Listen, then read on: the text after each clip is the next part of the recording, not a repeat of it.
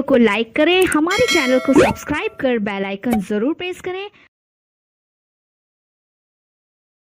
Hello everyone, welcome you to A2M classes. तो Andhra Pradesh BEd first semester class चालू अछि child development class आज होछि marathon class for the unit 5 जदि आपण चैनल को प्रथम बार विजिट करथबे आपण सब्सक्राइब करनबे आ बेल आइकन प्रेस कर देबे जतेबेले कोनोसी नया वीडियो अपलोड होछि सर्वप्रथम आपण नोटिफिकेशन माध्यम पाइ परिबे।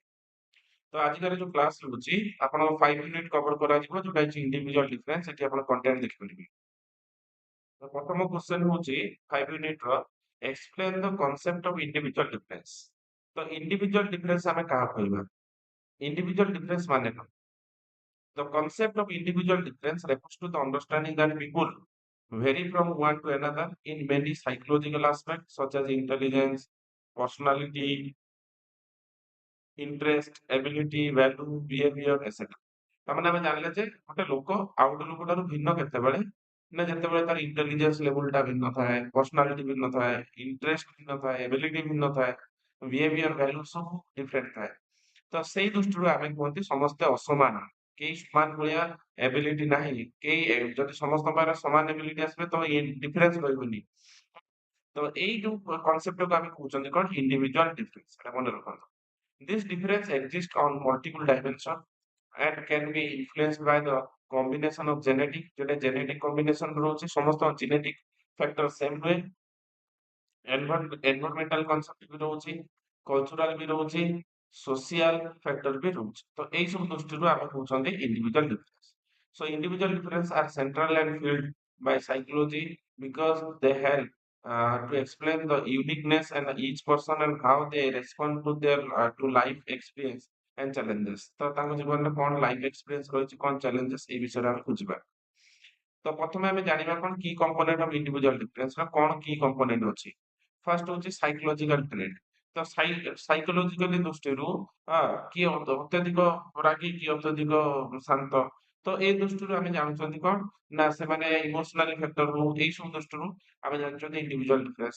ତାପରେ କଗ୍ନିଟିଭ ଲେଭେଲ କିଏ ଅତ୍ୟଧିକ ମେଣ୍ଟାଲ ପ୍ରୋସେସ ଟା କାହାର ଅତ୍ୟଧିକ ହାଏ ତ କାହାର लो। ତ କିଏ ଲଜିକାଲ ରିଜନିଂ ଟା ବହୁତ ଭଲ ଠିକ କରିପାରେ କିଏ କମ। ତ ଏଇ ଦୃଷ୍ଟିରୁ କଗ୍ନିଟିଭ ଦୃଷ୍ଟିରୁ ବି ଅ, ସମସ୍ତେ ଅସମାନ କେହି ସମାନ ନୁହନ୍ତି। ତାପରେ ହଉଛି ମୋଟିଭେସନ ଇଣ୍ଟରେଷ୍ଟ ଦୃଷ୍ଟିରୁ ବି ସମସ୍ତେ କେହି ସେମ୍ ନୁହନ୍ତି ଏଇଟା ଆପଣ ଆରାମ ସେ ପଢିପାରିବେ ଭିଡିଓ ପଜ କରି କନସେପ୍ଟ। ଇମୋସନାଲ ଦୃଷ୍ଟିରୁ କିଏ ସଙ୍ଗେ ସଙ୍ଗେ କାନ୍ଦି ପକାଏ କିଏ ମାରିଲେ ବି କାନ୍ଦିବନି। ତ ଏଇ ପ୍ରକାର ସବୁ ପ୍ରକାର ଡିଫରେନ୍ସ ଦେଖିବାକୁ ମିଳେ। ସୋସିଆଲି କଲଚରାଲି ବି ଡିଫରେନ୍ସ ପ୍ରାୟତଃ ସମସ୍ତେ ଡିଫରେନ୍ସ ଥାନ୍ତି। ବାୟୋଲୋଜିକାଲି ଜେନେଟିକ ଫ୍ୟାକ୍ଟର ଦୃଷ୍ଟିରୁ ତ ଆମେ ଯଦି ଜେନେଟିକ ବାୟୋଲୋଜିକାଲ ଦୃଷ୍ଟିରୁ ସମସ୍ତେ ସମାନ ଦେଖାଇଥାନ୍ତେ ତ ସମସ୍ତେ ଏକା ଭଳି ଦେଖାଇଥାନ୍ତେ ସବୁ କ୍ଲୋନ ଭଳିଆ ଦେଖାଇଥାନ୍ତେ ହେଲା। ତ ସମସ୍ତେ ସେଇ ଦୃଷ୍ଟିରୁ ଡିଫରେନ୍ସ। ତ ଆମେ ଜାଣିବା important of study of individual difference କଣ ନା ପ୍ରଥମ ହଉଛି ପର୍ସନାଲାଇଜେସନ ଅଫ ଏଜୁକେସନ। ତ କଣ କିଏ କେମିତି ପାଠ ପଢୁଛି teacher and education institution can use the knowledge of cognitive emotional difference ରେ some student may benefit from the hands-on visual and interactive learning method while other excel traditional lecture based study। ତାମାନେ ସମସ୍ତଙ୍କ ଦୃଷ୍ଟିରୁ ଆମେ କହୁଛନ୍ତି କଣ personally of education କାହାର personal choice ଅଛି education. କିଏ ଡାଇରେକ୍ଟ ଲେକ୍ଚରଙ୍କ କଥା ଶୁଣିକି ପଢୁଛି ତ ଆଉ କେତେ ଜଣ ଭିଡିଓ ଲେକ୍ଚର କଣ ଡେମନଷ୍ଟ୍ରେସନ ମେଥଡ ମାଧ୍ୟମରେ ପଢୁଛି। ତାପରେ ଆସିଲା ୱାର୍କ ପ୍ଲେସ ଡାଇଭର୍ସିଟି ସମସ୍ତେ ସମାନ କାମ କରିବାକୁ ଚାହିଁନାହାନ୍ତି କେତେ ଜଣ ଭିନ୍ନ ଭିନ୍ନ ତାଙ୍କର ପ୍ରଫେସନ କରିବାକୁ ଚାହିଁଥାନ୍ତି ତ ଏଇ ଦୃଷ୍ଟିରୁ ସମସ୍ତେ ଅସମାନ। ତାପରେ ହଉଛି କଣ ମେଣ୍ଟାଲ ହେଲ୍ଥ ଆଣ୍ଡ ଥେରାପି ତ ସମସ୍ତେ ମେଣ୍ଟାଲ ହେଲ୍ଥ ଦୃଷ୍ଟିରୁ ବି ଡିଫରେନ୍ସ ଅଛନ୍ତି। ସୋସିଆଲ ଇଣ୍ଟରାକ୍ସନ ଆଣ୍ଡ ରିଲେସନସିପ ଦୃଷ୍ଟିରୁ ସମସ୍ତେ ଡିଫରେଣ୍ଟ ଥାନ୍ତି। ତାପରେ କଲଚରାଲ ଆୱାରନେସ ଆଣ୍ଡ ଇମ୍ପାଥି ଦୃଷ୍ଟିରୁ ସମସ୍ତେ ଅସମାନ ଥାନ୍ତି ତ ଆରାମ ସେ ଏଇ କନସେପ୍ଟକୁ ଆପଣ ବୁଝିପାରିବେ। ତାପରେ ଚ୍ୟାଲେଞ୍ଜେସ ଇନ ଦ ଅଣ୍ଡରଷ୍ଟାଣ୍ଡିଂ ଦ ଇଣ୍ଡିଭିଜୁଆଲ ଡିଫରେନ୍ସ ତ ଇଣ୍ଡିଭିଜୁଆଲ ଡିଫରେନ୍ସ ବୁଝିବା କ୍ଷେତ୍ରରେ while recognize the individual difference is essential it can also be challenging। ତ ସମସ୍ତଙ୍କୁ ବୁଝିବା ବହୁତ ହି କଷ୍ଟ ତ ସମସ୍ତଙ୍କୁ ବୁଝିବାକୁ ହେଲେ ଆମକୁ ସେଇ ଟ୍ରିକ୍ ହିସାବରେ ପିଲାଙ୍କୁ ପଢିବାକୁ ପଡିବ। ତ first category people into the distinct group based on the certain trait and behavior can sometimes oversimplify the complexity of human nature। Human nature ଦୃଷ୍ଟିରୁ ଆମେ ସମସ୍ତଙ୍କୁ ଆଇଡେଣ୍ଟିଫାଇ କରିବାଟା ଏତେ ସମ୍ଭବପର ନୁହେଁ। ତ ଆଡିସନାଲି ଦେର ଆର ରିକ୍ସ of stereotyping and over generalizing and based on the personal background and personality type। ତ ସମସ୍ତ personal background और personal type ରେ ସମସ୍ତେ different। and second major individual difference especially area like intelligence personality ଦୃଷ୍ଟିରୁ ସମସ୍ତେ ଅସମାନ ତ ସେଇ ଦୃଷ୍ଟିରୁ ଆମକୁ ବୁଝିବାକୁ ପଡିବ।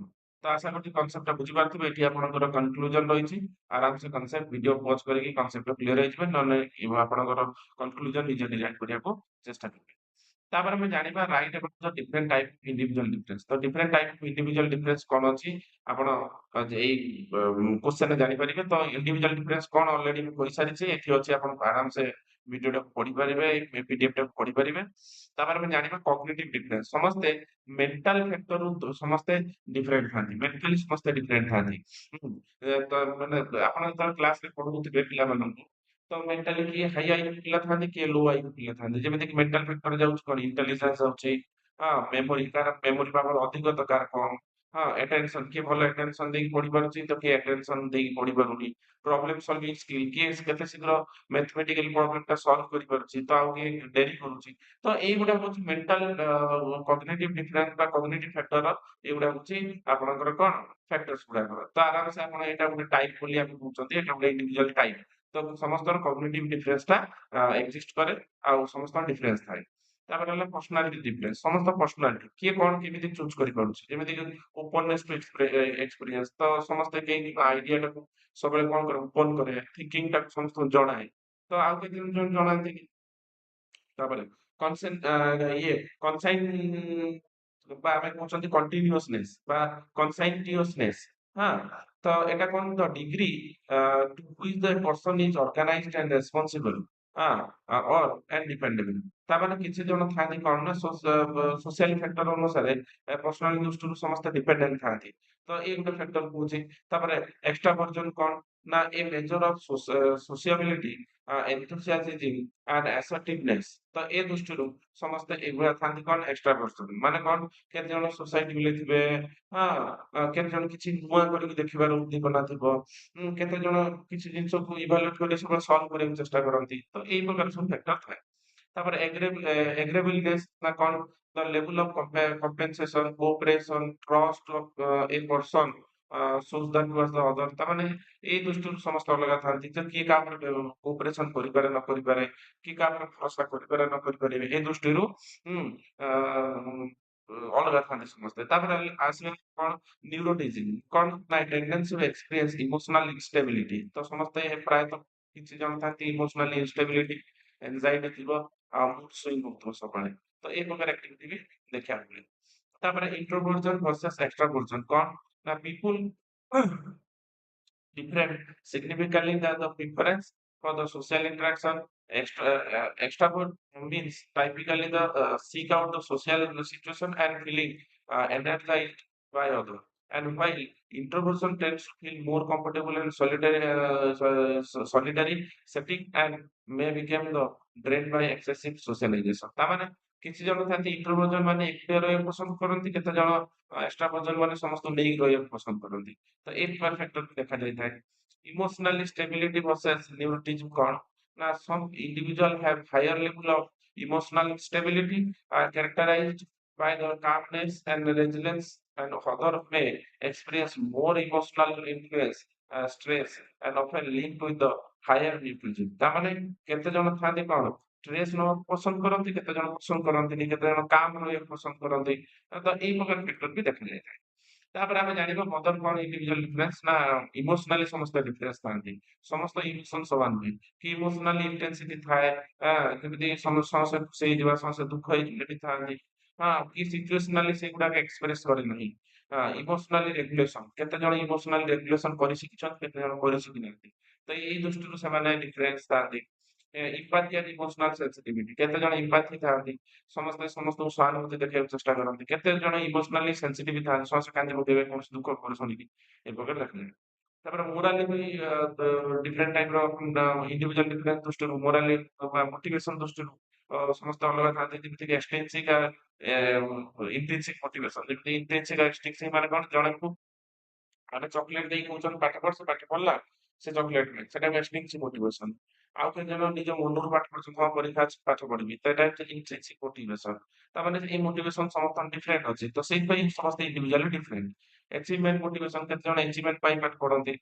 ଆଉ କେତେ ଜଣ social motivation society ଦେଖେଇବା ପାଇଁ ପାଠ ପଢନ୍ତି ବା society ଦେଖେଇବା ପାଇଁ activities କରନ୍ତି। ହଁ, ତ ସେଇ ଦୃଷ୍ଟିରୁ society ଦୃଷ୍ଟିରୁ ସମସ୍ତେ different ଥାନ୍ତି। ତାପରେ ଆସିଲା କଣ physical difference। physically ଲୋକ ବହୁତ difference ଥାନ୍ତି। ଯେପରିକି ଆପଣଙ୍କର sensory sensitivity ଦୃଷ୍ଟିରୁ ସମସ୍ତେ କଣ ନା ଡିଫରେନ୍ସ ଥାନ୍ତି। ଫିଜିକାଲି ଦୃଷ୍ଟିରୁ ଡିଫରେନ୍ସ ଥାନ୍ତି। ହେଲା, ତାପରେ ଆଉ ଜଣେ ହେଲ୍ଦି ଆଣ୍ଡ ଫିଜିକାଲ ଏଣ୍ଡୁରାନ୍ସ ଦୃଷ୍ଟିରୁ କେହି ଅତ୍ୟଧିକ ମୋଟା ତ କେହି ଅତ୍ୟଧିକ ପତଳା। ତ ଏଇ ଦୃଷ୍ଟିରୁ ସମସ୍ତେ କଣ ଥାନ୍ତି ଫିଜିକାଲ ଡିଫରେନ୍ସ ଥାନ୍ତି। ତ ବ୍ରେନ ଷ୍ଟ୍ରକ୍ଚରରୁ ଫଙ୍କସନରୁ ବି ସମସ୍ତେ ଡିଫରେଣ୍ଟ ଥାନ୍ତି। ହେଲା, ଯେମିତିକି ଦେଖିବେ ଆପଣ ହ୍ୟାଣ୍ଡିକ୍ୟାପ୍ ପିଲା ବ୍ରେନ ଫଙ୍କସନ ଠିକ କରୁନାହିଁ, ସେମାନେ ଫିଜିକାଲି ଚ୍ୟାଲେଞ୍ଜ ସେ ପ୍ରକାର ଦେଖାଯାଏ। ତାପରେ ଆସିଲା କଲଚର ଆଣ୍ଡ ସୋସିଆଲ ଡିଫରେନ୍ସ। ତ ଆମେ ଜାଣିଛନ୍ତି ଇଣ୍ଡିଆ ଗୋଟେ ବହୁତ କଲଚର ବା ଆମର ଏଠି ବହୁତ କଲଚର ଲୋକ ରୁହନ୍ତି। ତ ସେ ଦୃଷ୍ଟିରୁ ସମସ୍ତେ ତ ଡିଫରେଣ୍ଟ ହେବେ। ତ କଲଚରାଲ ବ୍ୟାକଗ୍ରାଉଣ୍ଡ ଦୃଷ୍ଟିରୁ ସମସ୍ତେ ଅଲଗା ଜାତି ଧର୍ମ ସବୁ ବର୍ଣ୍ଣ ଅନୁସାରେ ସମସ୍ତେ ଅଲଗା ରହୁଛନ୍ତି। ନିଜ ନିଜ କଲଚର ଫଲୋ କରୁଛନ୍ତି। ସୋସିଓ ଇକୋନୋମିକ ଷ୍ଟାଟସ ସମସ୍ତଙ୍କର ଇନକମ ସେମ୍ ନୁହେଁ। ସମସ୍ତଙ୍କର ମାନେ ଷ୍ଟାଟସ ସେମ୍ ନୁହେଁ। ତ ସେ ଦୃଷ୍ଟିରୁ ସେମାନେ ଡିଫରେଣ୍ଟ। ତାପରେ ଏଜୁକେଶନାଲ ଆଣ୍ଡ ସୋସିଆଲାଇଜେସନ ଡିଫରେନ୍ସ। ତାମାନେ ସମସ୍ତେ ଏଜୁକେଶନାଲ ଦୃଷ୍ଟିରୁ ସମସ୍ତେ ଡିଫରେଣ୍ଟ, କିଏ ହାଇଲି ଏଜୁକେଟେଡ କିଏ ଲୋ ଏଜୁକେଟେଡ। ତ ସେଇ ଦୃଷ୍ଟିରୁ ତାଙ୍କର ସୋସିଆଲ ଷ୍ଟାଟସ ବି ଡିଫରେଣ୍ଟ ଥାଏ। ତାପରେ ଭ୍ୟାଲୁ ଆଣ୍ଡ ବିଲିଫ। ତ କିଏ କେମିତି ବିଶ୍ୱାସ କରୁଛି, ମୋରାଲ ଓ ଏଥିକାଲ ବିଲିଫ ଦୃଷ୍ଟିରୁ ସମସ୍ତେ ଡିଫରେଣ୍ଟ। ତ କିଏ ମିଛ କହୁଛି ତ କିଏ ସତ କହୁଛି, ସେ ଦୃଷ୍ଟିରୁ ସମସ୍ତେ ଅଲଗା। ରିଲିଜିୟସ ସ୍ପିରିଚୁଆଲ ଦୃଷ୍ଟିରୁ ସମସ୍ତେ ଅଲଗା। କିଏ କେଉଁ ଭଗବାନଙ୍କୁ ବିଶ୍ୱାସ କରୁଛି, କିଏ ଖ୍ରୀଷ୍ଟାନ, କିଏ ଶିଖ, କିଏ ସାଇ, କିଏ ହିନ୍ଦୁ, କିଏ ମୁସଲିମ। ତ ସେଇ ଦୃଷ୍ଟିରୁ ସମସ୍ତେ ଡିଫରେଣ୍ଟ। ତାପରେ ପଲିଟିକାଲ ବିଲିଫ, କିଏ କୋଉ ଦଳକୁ ବୁଝୁଛି, କିଏ ତାଙ୍କ ରାଜ୍ୟର ପରିସ୍ଥିତିକୁ ଦେଖୁଛି। ତ ଏଇ ଦୃଷ୍ଟିରୁ ପଲିଟିକାଲ ବିଲିଫ ଦୃଷ୍ଟିରୁ ସମସ୍ତେ ଡିଫରେଣ୍ଟ ଥାନ୍ତି। ତ ଏଇଟା ହଉଛି ତାର କନକ୍ଲୁଜନ। ଆପଣ ନିଜେ ଡିରାଇଭ୍ କରିପାରିବେ, ନହେଲେ ଭିଡିଓ ପଜ କରି ଆରାମସେ ଏଠି ପଢିପାରିବେ। ନେକ୍ସଟ क्वेश्चन ଆସିବା, what is intelligence? Write the different theories of intelligence। ତ intelligence theory ବିଷୟରେ ଆମେ ଜାଣିବା। intelligence କାହାକୁ କୁହାଯାଏ? Now, intelligence is a multifaceted mental ability that allow the individual to acquire knowledge, understanding, complexity, learning from the experience and adapt to a new situation. Resolve, solve, and solve their problem, and effectively interact with their the environment। ତାମାନେ ଆମେ intelligence କାହାକୁ କହୁଛନ୍ତି? ଗୋଟେ ଗୋଟେ multi level ability thinking ର mental process, ଯେମିତି ଆମେ knowledge ବୁଝୁଛନ୍ତି, ଅଣ୍ଡରଷ୍ଟାଣ୍ଡିଂ ବୁଝୁଛନ୍ତି, ଏକ୍ସପିରିଏନ୍ସ ବୁଝୁଛନ୍ତି, ଗୋଟେ ନ୍ୟୁ ସିଚୁଏସନ ମାନେ ଆଡପ୍ଟ କରିବାର କ୍ୟାପାବିଲିଟି ବୁଝୁଛନ୍ତି, ରିଜନ କଣ କାରଣ ଅଛି ତାକୁ ବୁଝୁଛନ୍ତି, ସଲ୍ଭ ଦ ପ୍ରୋବ୍ଲେମ ଆମେ କେମିତି କଣ ସଲ୍ଭ କରିବା ତାକୁ ବୁଝୁଛନ୍ତି। ତ ଏଇ ସବୁକୁ ଆମେ କହୁଛନ୍ତି କଣ? ଇଣ୍ଟେଲିଜେନ୍ସ କହୁଛନ୍ତି। ଆମେ ତାକୁ କଣ କହୁଛନ୍ତି? Intelligence. So it is often seen as the capacity for abstract thinking। ଆମେ କହୁଛନ୍ତି ଏଇଟା ଗୋଟେ abstract thinking କହୁଛନ୍ତି। ଆମେ କିପରି abstractly ବା hypothetically thinking କରିପାରୁଛନ୍ତି, learning quickly ଆମେ କେତେ ଜିନିଷକୁ ଆମେ learn କରିପାରୁଛନ୍ତି, applying that the learning to a novel situation। ତ ଆମେ ଜାଣିଛନ୍ତି ମାନେ learning ଟା ଗୋଟେ ଆମେ novel situation ବୋଲି ଆମେ କହୁଛନ୍ତି। While intelligence has traditionally been associated with the cognitive ability such as logic, reasoning, problem solving, ଏ ସବୁ ଗୁଡାକ କଣ କହୁଛନ୍ତି ନା ଗୋଟେ ଇଣ୍ଟେଲିଜେନ୍ସ ବୋଲି କହୁଛନ୍ତି। ତ it also encompasses emotional understanding, creativity and social adaptability ବି ବୁଝଉଛି। ତ ଏ ସବୁକୁ ବୁଝଉଛି ଆମର କଣ? Intelligence. The concept of intelligence has evolved over time with the various theories offering different perspectives on what the intelligence is, how it develops, and how it can be measured। तो intelligence काहा कुहाଯାଏ, କିପରି measure କରାଯାଏ, କଣ ଏହାର process ଆମେ ଜାଣିବା। ତ intelligence is not a single, এটা single କହିବାନି, এটা unified କହିପାରିବା, rather than combination and different ability that can be among the individual, and psychologists and researchers have long debated its definition and measurement ପରେ ତ ବହୁତ ପ୍ରକାର long debate ଦିଆହେଇଛି। ତ leading to the development of various theories model to understand this complex phenomena। ତ ଏଥିପାଇଁ ବହୁତ theory ଅଛି ବିଷୟରେ ଆମେ ଜାଣିବା। ତ ପ୍ରଥମେ ହଉଛି କଣ? ଡିଫରେଣ୍ଟ ଥିଓରି ଅଫ ଇଣ୍ଟେଲିଜେନ୍ସ ବିଷୟରେ ଆମେ ଜାଣିବା। ତ ସ୍ପିୟରମ୍ୟାନ ଯୋଉ ଥିଓରି ଦେଇଛନ୍ତି ତାକୁ ଫ୍ୟାକ୍ଟର ଥିଓରି କୁହାଯାଏ। ଦିଟା ଫ୍ୟାକ୍ଟର ଦେଇଛନ୍ତି। ସେ କଣ କହିଛନ୍ତି? ଜେନେରାଲ ଇଣ୍ଟେଲିଜେନ୍ସ ଗୋଟେ କହିଛନ୍ତି, ଆଉ ଗୋଟେ ସ୍ପେସିଫିକ ଇଣ୍ଟେଲିଜେନ୍ସ। ଜେନେରାଲ ଇଣ୍ଟେଲିଜେନ୍ସ କଣ? ଇଟ ରିଫର୍ସ ଦ ସିଙ୍ଗଲ ବା overreaching intellectual ability that influence performance across the variety of cognitive tasks। ବିଭିନ୍ନ ପ୍ରକାର cognitive task ଅଛି, ତାକୁ ଫୁଲଫିଲ କରାଯାଏ। ତ ଜେନେରାଲ ଏବିଲିଟି ବୋଲି ଆମେ କହୁଛନ୍ତି। ତ ସ୍ପିୟରମ୍ୟାନ hypothesize that individual perform well one intelligent task, tended to perform well other, suggesting that the general cognitive ability underlying of the intellectual function। তার মানে আমি যদি না এটা একটা intellectual task যার উপরে অন্যান্য টাস্ক গুলা নির্ভরশীল। এটা হচ্ছে জেনারেল ইন্টেলিজেন্স বুলি কোৱা যায়। তো কমন ইন্টেলিজেন্স থাকে সেটা আপনার জেনেটিক্যালি ভিত্তিক থাকে। আর স্পেসিফিক ইন্টেলিজেন্স আমি কার করছি this ability unique popularity task domain. তার মানে ଗୋଟେ ୟୁନିକ୍ ପପୁଲାରିଟି ଡ୍ୟାନ୍ସ ଫର୍ମ କିଏ ମ୍ୟୁଜିକ ଭଲ ଗୀତ କମ୍ପୋଜ କରିପାରୁଛି ମ୍ୟାଥମେଟିସିଆନ ପାଖରେ ତାର ପର୍ସନାଲ ଏବିଲିଟି ଅଛି କାଲକୁଲେସନ ପ୍ରପର। ତ ଏଇ ସବୁ ଇଣ୍ଡିଭିଜୁଆଲ ଜଣଙ୍କ ପାଖରେ ତାର specific intelligence to general performance most perfect. The Spearman theory suggests that while people may possess a specific talent or skill, and their general intelligence determine how well the perform and wide range of tasks. যেমনি perform করছেন well কিভাবে টাস্কটা complete করছে। তারপরে আমি জানি না Thurston primary mental ability theory. Now, Thurston, an American psychologist, disagreed the Spearman idea of single intelligence theory. Intelligence को से Thurston American psychologist disagree करछथि and Thurston proposed that intelligence composed of several independent factors, both independent factors ଅଛି। Each reflect the specific cognitive skill। ତ ସମସ୍ତ ପାଖରେ ଗୋଟେ each cognitive skill ଅଛି। This factor of primary mental ability ବିଷୟରେ ଆମେ ଜାଣିବା। ଜଣଙ୍କ ପାଖରେ ଭର୍ବାଲ କମ୍ପ୍ରେସନ ଅଛି ଯେମିତିକି ଆପଣଙ୍କ ଜଣେ ଭଲ ସ୍ପିଚ ଦେଇପାରୁଛି ଭଲ ଲେଖିପାରୁଛି ତ ତାଙ୍କର ଭର୍ବାଲ ଆପଣ କହୁଛନ୍ତି ନା disability of understand the reason use of word capability ଜଣଙ୍କ ପାଖରେ ଭଲ ଅଛି ଏଟା ଗୋଟେ ଆପଣଙ୍କର ମେଣ୍ଟାଲ ଏବିଲିଟି। ୱାର୍ଡ ଫ୍ଲୁଏନ୍ସି କାହା ପାଖରେ ଭଲ ୱାର୍ଡ କହିବାର କେପାବିଲିଟି ଅଛି। ନ୍ୟୁମେରିକାଲ ଏବିଲିଟି କିଏ ସଲ୍ଭ କରିପାରୁଛି ମ୍ୟାଥମେଟିକାଲ ପ୍ରୋବ୍ଲେମ ସେଟା ଗୋଟେ ଏବିଲିଟି ବୁଝଉଛି। ତାପରେ ସ୍ପାଟିଆଲ ଭିଜୁଆଲାଇଜେସନ କିଏ ଶୀଘ୍ର କୌଣସି ଅବଜେକ୍ଟ ମନେ ରଖିପାରୁଛି। associative memory କିଏ କୋଉ memory capability ଅନୁସାରେ ଜିନିଷକୁ recognize କରିପାରୁଛି। perceptual speed କିଏ କେତେ ଶୀଘ୍ର ଜିନିଷକୁ perceive କରିପାରୁଛି। ତାପରେ ହଉଛି inductive reasoning କଣ ନା the ability to recognize pattern of apply general concept new situation। ତା ମାନେ ତା ପାଖରେ ability ଅଛି ଯେ new situation ରେ କିଛି ଜିନିଷ ତା intelligence କରିପାରୁଛି। ତ ଏ ସବୁକୁ ଆମେ କହୁଛନ୍ତି କଣ ନା ଏ ହଉଛି ଥ୍ରଷ୍ଟରଙ୍କର several factor ବା several intelligence theory। তারপরে Thurston theory suggests that intelligence not single factor, সবাই single factor নয়, rather than the combination of dignity, distinct and cognitive ability को বুঝাচ্ছে। তারপরে আমি জানি না গার্ডনার্স থিওরি মাল্টিপল ইন্টেলিজেন্স না Howard Gairdner psychologist as a proposed theory of multiple intelligence in 1980 ରେ ଗୋଟେ multiple intelligence theory ଦେଇଥିଲେ। He argued that intelligence is not a single general ability rather than collection of multiple intelligence এটা multiple intelligence বুলি কোৱা যায়। Each representing the different domain আমরা কହୁଛନ୍ତି of human skill and knowledge এটা human skill and knowledge বুঝাଉଛି। তো Gardner identified that at least 8 distinct type of intelligence। ତ 8ଟା distinct type of intelligence ଅଛି ଆମେ ଜାଣିବା ଏ ବିଷୟରେ। ତ first ହଉଛି କଣ ନା linguistic intelligence। linguistic intelligence କାହାକୁ ଆମେ କହୁଛନ୍ତି ନା ଯେମିତି ରାଇଟର, ପୋଏଟ, ପବ୍ଲିକ ସ୍ପିକର ୟାଙ୍କ ପାଖରେ ଏଇ ଟ୍ୟାଲେଣ୍ଟ ଗୁଡାକ ଥାଏ ଇଣ୍ଟେଲିଜେନ୍ସ ଗୁଡା ଥାଏ ତ ଆମେ କହୁଛନ୍ତି linguistic intelligence ବୋଲି ଆମେ କହୁଛନ୍ତି। ତ ଏଇଟା ଗୋଟେ ଫ୍ୟାକ୍ଟର। ତାପରେ ହଉଛି ଲଜିକାଲ ମ୍ୟାଥମେଟିକାଲ ଇଣ୍ଟେଲିଜେନ୍ସ କଣ ଯେପରିକି ଆପଣଙ୍କ ସାଇଣ୍ଟିଷ୍ଟ ହଉ ମ୍ୟାଥମେଟିସିଆନ ହଉ ଇଞ୍ଜିନିୟର ହଉ ତ ତାଙ୍କ ପାଖରେ ଇଣ୍ଟେଲିଜେନ୍ସ ଗୁଡା ଥାଏ ତାକୁ ଆମେ କହୁଛନ୍ତି ଲଜିକାଲ ମ୍ୟାଥମେଟିକାଲ ଇଣ୍ଟେଲିଜେନ୍ସ ବୋଲି।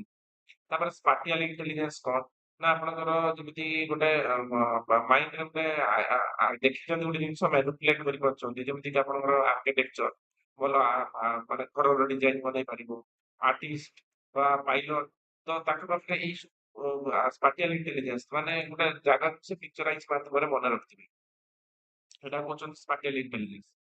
ତାପରେ ମ୍ୟୁଜିକାଲ ଇଣ୍ଟେଲିଜେନ୍ସ କଣ ନା ମ୍ୟୁଜିକ ଯେମିତି ଆମର ରେକଗ୍ନାଇଜ ଦ ପିଚ୍ ରିଦିମ ଟୋନ ଏଗୁଡା ସବୁ ତାର ପାଖରେ ଥାଏ ତ ସେଇଗୁଡାକ ଆମେ କଣ କହୁଛନ୍ତି ନା ମ୍ୟୁଜିକାଲ ଇଣ୍ଟେଲିଜେନ୍ସ ବୋଲି ଆମେ କହୁଛନ୍ତି। ତାପରେ ହଉଛି ବଡିଲି କାଇନେସ୍ଟିକ ଇଣ୍ଟେଲିଜେନ୍ସ ଆମେ କଣ ନା ଡ୍ୟାନ୍ସର ପାଖରେ ଯୋଉ ସ୍କିଲ୍ ଅଛି ବଡି ମୁଭମେଣ୍ଟ କରିବା ପାଇଁ ତ ସେଟା ଗୋଟେ ଇଣ୍ଟେଲିଜେନ୍ସ ବୋଲି କହୁଛନ୍ତି। ଆଥଲେଟ୍ସ ପାଖରେ ଅଛି ଗୋଟେ ସର୍ଜନ ଯିଏ ଅସ୍ତ୍ରୋପଚାର କରେ ତା ପାଖରେ ସେ ସ୍କିଲ୍ ଥାଏ ଏ ପ୍ରକାର ଗୋଟେ ହଉଛି ଇଣ୍ଟେଲିଜେନ୍ସ ବୋଲି ଆମେ କହୁଛନ୍ତି। ତାପରେ ହଉଛି କଣ ଇଣ୍ଟରପର୍ସନାଲ ଇଣ୍ଟେଲିଜେନ୍ସ କଣ ଇଣ୍ଟରପର୍ସନାଲ ଇଣ୍ଟେଲିଜେନ୍ସ ଟା ହଉଛି କଣ the ability to understand the interact effectively with other. ତାମାନେ ଅଦର ମାନଙ୍କୁ ଯିଏ ଇଫେକ୍ଟିଭଲି କଣ କରିପାରେ ବୁଝିପାରେ ବା ଏବିଲିଟି ବୁଝାଇ ପାରେ ବା ତାକୁ ପ୍ରଭାବିତ କରିପାରେ ଏଗୁଡା ହଉଛି ତାପରେ ଟିଚର ପାଖରେ ସେ କ୍ୱାଲିଟି ଥାଏ, ଗୋଟେ ଥେରାପିଷ୍ଟ ଡକ୍ଟର ପାଖରେ, ଗୋଟେ ଲିଡର ପାଖରେ, ସେ ପାଖରେ ତାଙ୍କ ପାଖରେ ହାଇଲି ଇଣ୍ଟରପର୍ସନାଲ ଇଣ୍ଟେଲିଜେନ୍ସ ଥାଏ। ଆଉ ଇଣ୍ଟ୍ରାପର୍ସନାଲ ଇଣ୍ଟେଲିଜେନ୍ସ କଣ ନା ଆମେ କହୁଛନ୍ତି କଣ ଯେମିତିକି this ability understand the one self, ନିଜକୁ ନିଜେ ବୁଝିବା, ଯେମିତି philosopher including the one emotion goal and motivation, ନିଜକୁ ନିଜେ ବୁଝିବା। ତ people with high interpersonal intelligence are other introspective and self reflective, ନିଜକୁ ନିଜେ ରିଫ୍ଲେକ୍ଟ କରିବା, ଯେମିତି ଫିଲୋସଫର ଗୁଡାକ ତାଙ୍କ ନିଜ ଥିଓରିଟାକୁ ସବୁବେଳେ ରିଫ୍ଲେକ୍ଟ କର। ତାପରେ ନ୍ୟାଚୁରାଲିଷ୍ଟିକ ଇଣ୍ଟେଲିଜେନ୍ସ ଆମେ କାହାକୁ କହୁଛନ୍ତି, ଯେପରିକି ନେଚର ମାନେ ନେଚୁରାଲି ସେମାନେ ଟ୍ୟାଲେଣ୍ଟେଡ, କଣ ନା the ability to understand relate to the natural world including plants animal ecosystem ଉପରେ ତାର ଜ୍ଞାନ ଥାଏ, ଯେପରିକି ଆମେ ବାୟୋଲୋଜିଷ୍ଟ କହୁଛନ୍ତି, ଫାର୍ମର କହୁଛନ୍ତି, ଏନଭାରମେଣ୍ଟାଲିଷ୍ଟ କହୁଛନ୍ତି, ତ ତାଙ୍କ ପାଖରେ ଏବିଲିଟି ଗୁଡାକ ଥାଏ। ତ ଏଇଟା ଗୋଟେ କନସେପ୍ଟ ଗଲା। ତାପରେ ହଉଛି ଗାର୍ନର theory ମଡେଲଟା traditionally understanding of intelligence by acknowledging the variety ability that is valued by different culture and professional context ଦୃଷ୍ଟିରୁ ସମସ୍ତେ different। ତ his theory also emphasizing that intelligence is not limited and academic ability but include a wide range of human capacity। ତ wide range of human capacity ଦୃଷ୍ଟିରୁ ସମସ୍ତେ different। ତାପରେ ଆମେ ଜାଣିବା କଣ ଷ୍ଟର୍ନବର୍ଗ's hierarchic theory of intelligence। ତ ଷ୍ଟର୍ନବର୍ଗର ଗୋଟେ theory ଅଛି, ତା ନାଁ ଅଛି hierarchic theory of intelligence ବୋଲି ଆମେ କହୁଛନ୍ତି। ତ Robert ଷ୍ଟର୍ନବର୍ଗ is psychologist known for his research in intelligence developed by hierarchic theory of intelligence ବୋଲି ଆମେ କହୁଛନ୍ତି, which divide the intelligence in three distinct but interrelated component। ତ ତିନିଟା interrelated component ଦୃଷ୍ଟିରୁ ତାକୁ ଭାଗ କରାଯାଇଛି, ଯେମିତି analytical intelligence ଯୋଉଟା componental intelligence ବୋଲି ଆମେ କହୁଛନ୍ତି। And this type of intelligence refers to the problem solving abilities, logical reasoning, ଏଇ ସବୁ ଆମର capability ଥାଏ analytical and capacity to analyze and evaluate ideas। କିପରି capacity ତାଙ୍କ ପାଖରେ ଅଛି ଯେ কোনো ଜିନିଷକୁ ଆଇଡିଆକୁ evaluate କରିପାରିଲା। It is often associated with the traditional IQ test and academic purpose ଦୃଷ୍ଟିରୁ ସମସ୍ତେ different ଥାନ୍ତି।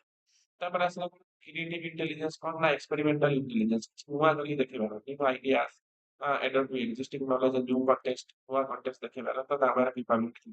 ଆଉ ଗୋଟେ ଅଛି practical intelligence କଣ ବା contextual intelligence କଣ ନା this type of intelligence involve the ability to apply the knowledge in real setting, real world setting ଦୃଷ୍ଟିରୁ ସେମାନଙ୍କ ପାଖରେ ability ଥାଏ। It is the related to street smart and ability to navigate the daily life, adapt the different environment and solve the spatial problem। ତ ଏଇ ପ୍ରକାର ability ଥାଏ, ତା practical ability ଥାଏ। ପ୍ରାକ୍ଟିକାଲିଟି ସେମାନଙ୍କ ପାଖରେ ଇଣ୍ଟେଲିଜେନ୍ସଟା ଥାଏ, ଯୋଉଟା କଣ୍ଟେକ୍ସଟ କଣ ଜିନିଷ ମନେ ରଖିବାର ଡେଲି ଲାଇଫ ଆକ୍ଟିଭିଟି ଏକ ମନେ ରଖିଥାଏ।